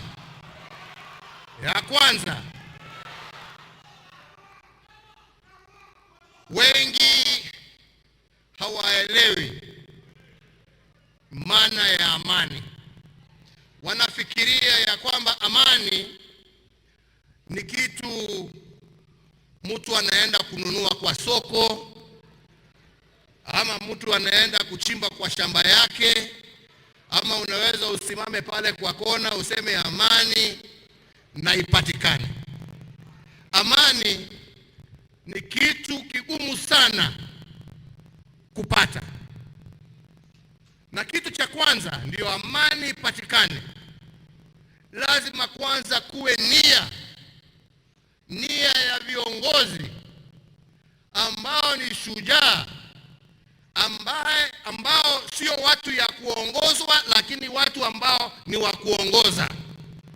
Waseme ya kwamba tuataka amani, na wawe with the strength and courage to be able to stand up and fight and advocate for peace, even when those nearest to you would prefer the easy way out of people warring and fighting with each other. Mimi nataka niwaeleze, na nilisema leo asubuhi na nitarudia hapa, ya kwamba handshake ambayo tulifanya na baba haikuwa rahisi. Kuna wengi ambao walikuwa wananiunga mkono, ambao walikuwa wanasema siwezi kufanya hiyo handshake. Kuna wengi ambao walikuwa karibu pia na Raila, ambao walikuwa wanamwambia huwezi kukaa meza moja na huyo Uhuru Kenyatta. Kweli ama sio kweli? Na hata wengine wamekaa hapa mbele yangu leo.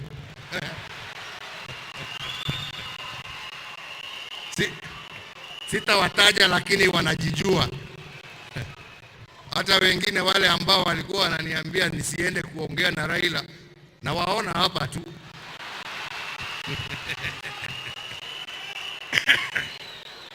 Kila mtu anajijua. Tunaelewana? But Raila had the courage. Raila had the strength of mind and spirit. Raila had the love of this country to know that a handshake was important for us to unite our country.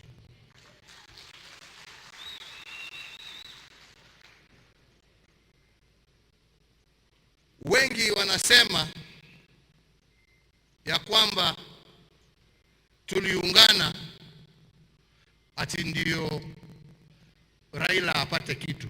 Hata wengine walikuwa wanasema hivyo. Mimi nataka mtu mmoja asimame aniambie ni nini Raila ameitisha kwangu kutoka tupate hiyo handshake, isipokuwa kukaa nami, kujadiliana pamoja nami juu ya vile hii nchi yetu tutaweza kuishi kwa amani na maendeleo iendelee. Kuna wengine walisema Raila alikuja na kutoka wakati alikuja ati kazi ya Jubilee iliisha, hakuna kazi imeendelea. Mimi nataka niwaambie mbele hapa ya kwamba yale ambaye tumetenda tukiwa pamoja na huyu mzee wangu, hii miaka 4 yazidi ile yote tulikuwa tumefanya huko mbele.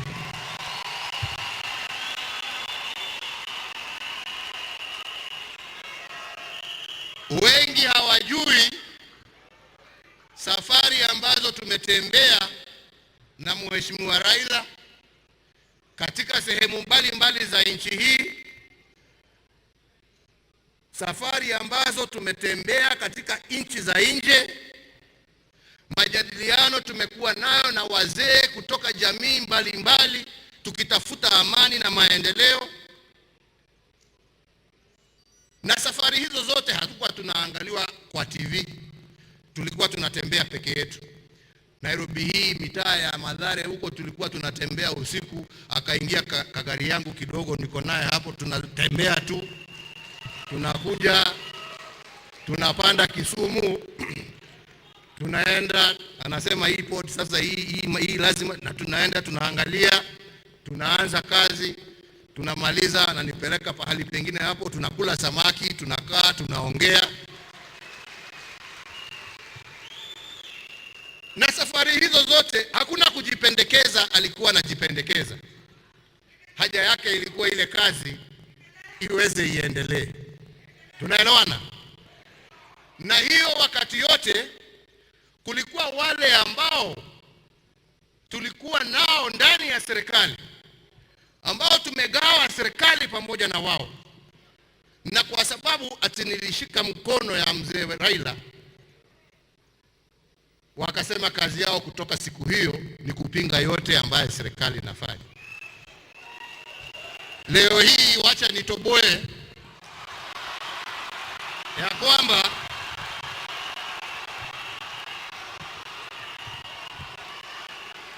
kuna wengine walikuwa wanafikiria ya kwamba wana uwezo wa kusimamisha kazi ya nchi, na kila kitu tulikuwa tunapanga, wanakuja wanafikiria watavunja kwa bunge, kwa sababu walikuwa wamechukua namba yetu. Wakashindwa ya kwamba fikira, ndivyo nasema, fikira ya wazee saa nyingine ni zaidi ya vijana. Sisi tukakaa tukafanya mpango, tukasema no problem, kwa sababu ni kazi. And this is what I'm sharing, the difference between a politician and a leader. Mimi nikaenda kwa baba nikamwambia, sasa watu yangu wananisumbua, hii kazi italeta shida. Kaona baba anaita Badi, we muungane na Kimunya pale, tengenezeni hiyo kitu. Haya, unaona inaendelea.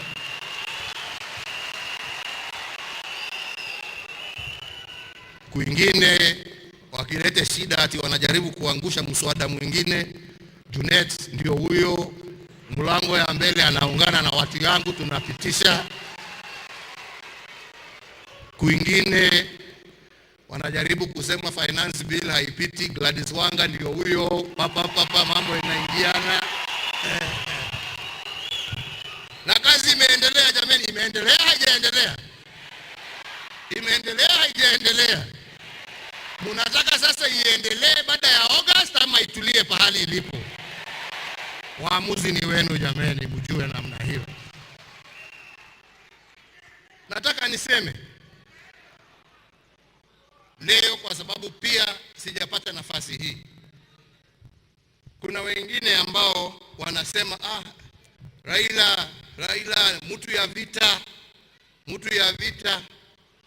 Let me tell you, it is not Raila who is a man of war, because if he was a man of war, he would have resisted any attempt at peace between him and President Kibaki. If he was a man of war, he would have resisted any attempt at making the handshake happen.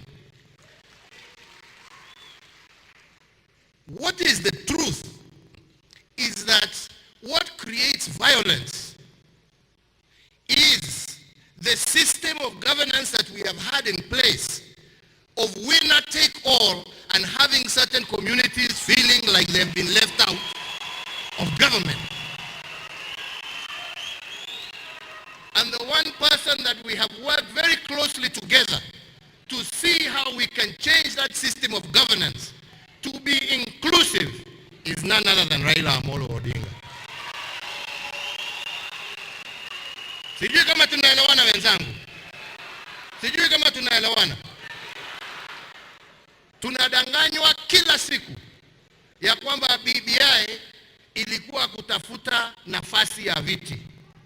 BBI ilikuwa kutafuta nafasi ndio Mkenya kutoka Lamu mpaka Migori, kutoka Moyale mpaka Namanga ajisikie ako ndani ya serikali, na hence atulie na ajue ya kwamba amewakilishwa kwa hiyo serikali.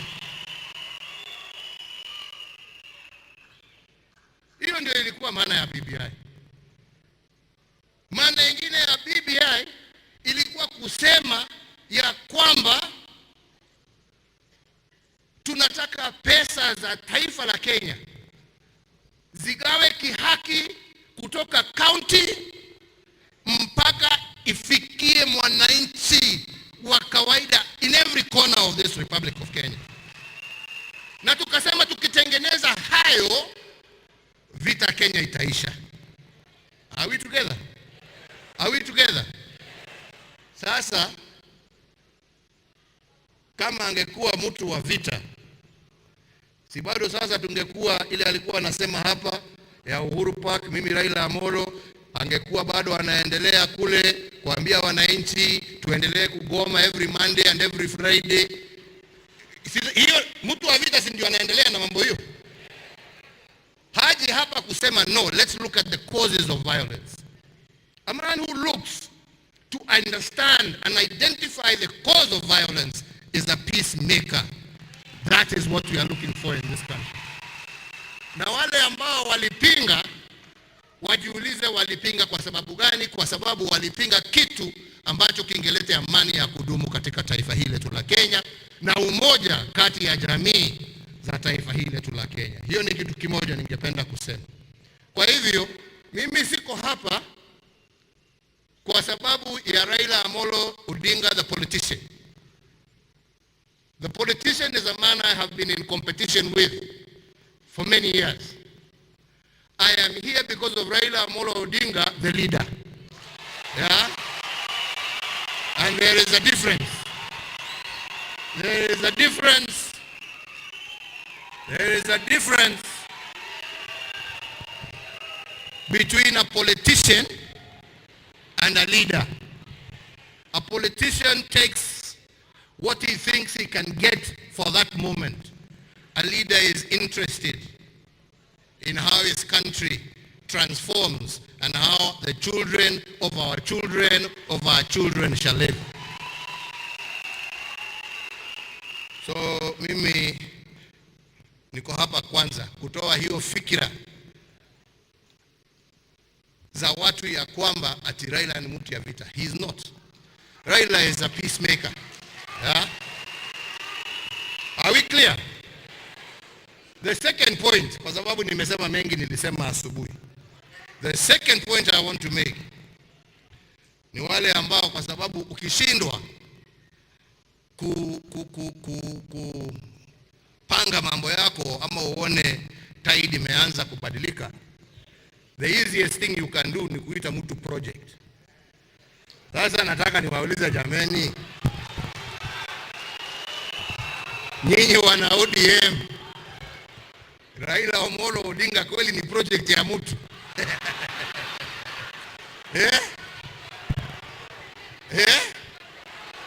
Ni project ya mtu? Kama ni project ya wanai ama ni namna gani? Raila sio project ya serikali. Raila sio project ya Uhuru. Raila Raila hakuniuliza mimi chochote wakati alikuja kuunga serikali yangu when I had need. Vile mimi hakuna kitu nauliza kwa Raila. Mimi nataka good leadership for our country.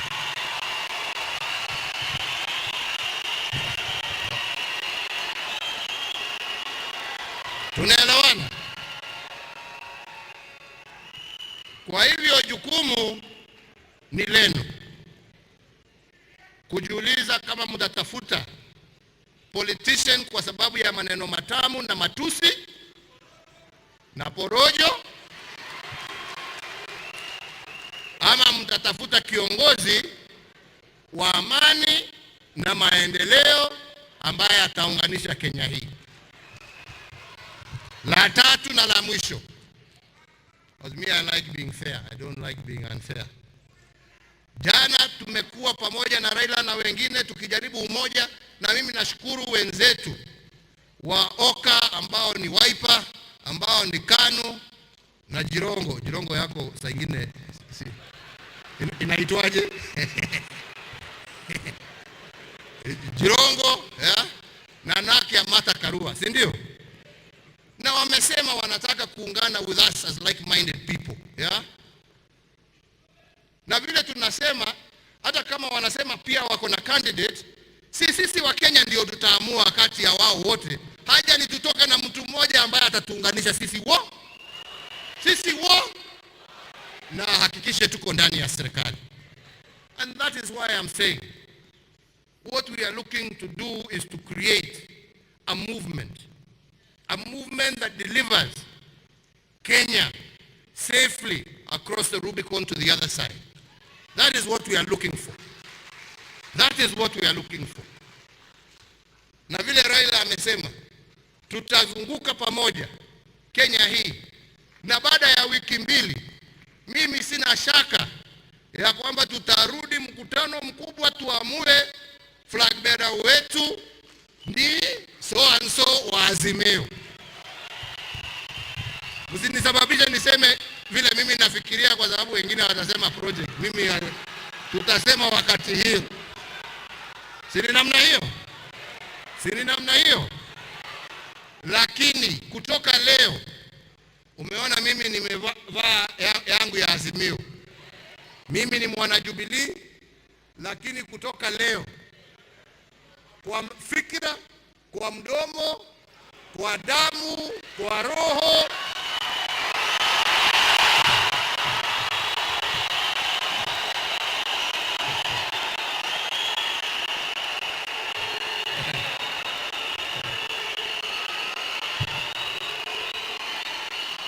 siri namna hiyo.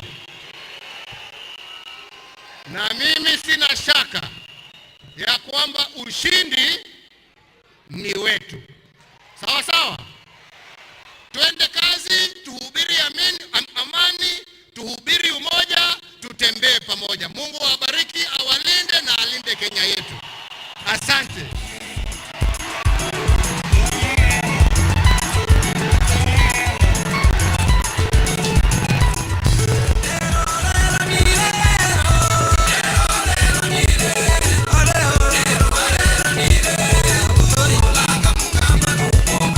Wale viongozi wengine waje hapa juu, wale viongozi wa vyama hata nani.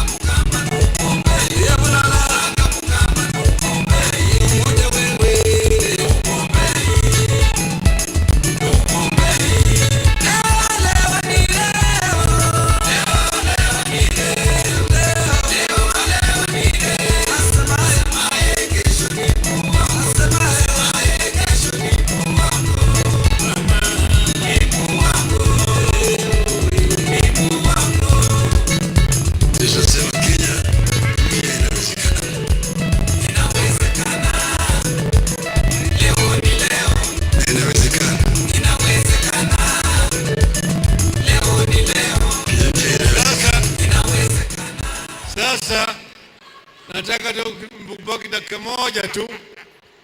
Nataka wale viongozi wakarudi chini, wale wa NEC wa ODM wakuje hapa juu. Wanachama wa NEC wa ODM.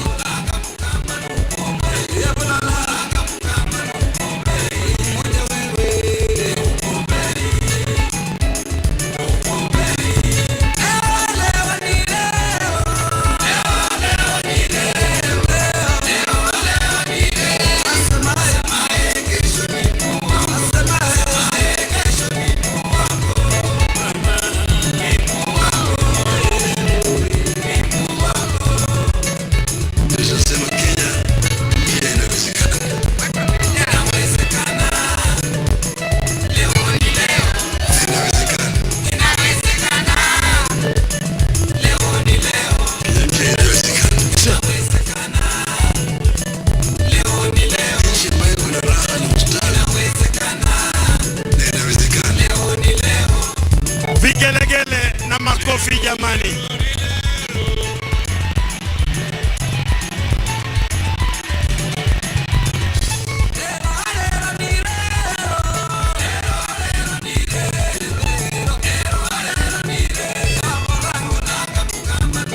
Asante.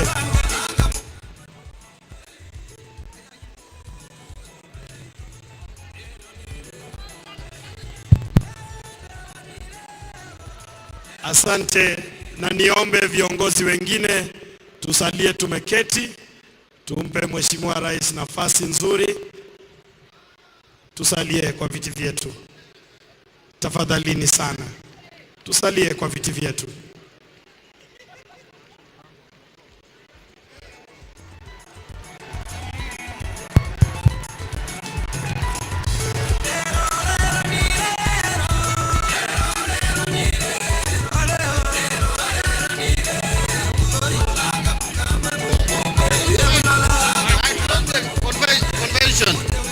Now I officially close the National Delegates Convention of 2022. Asanteni sana. And thank you very much our staff, especially the Secretariat of the Orange Democratic Movement Party for a job well done.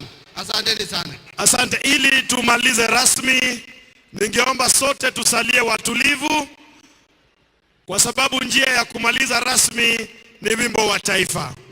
Na ningeomba popote ulipo, haswa nyinyi mulio hapa mbele, mupeane nafasi nzuri.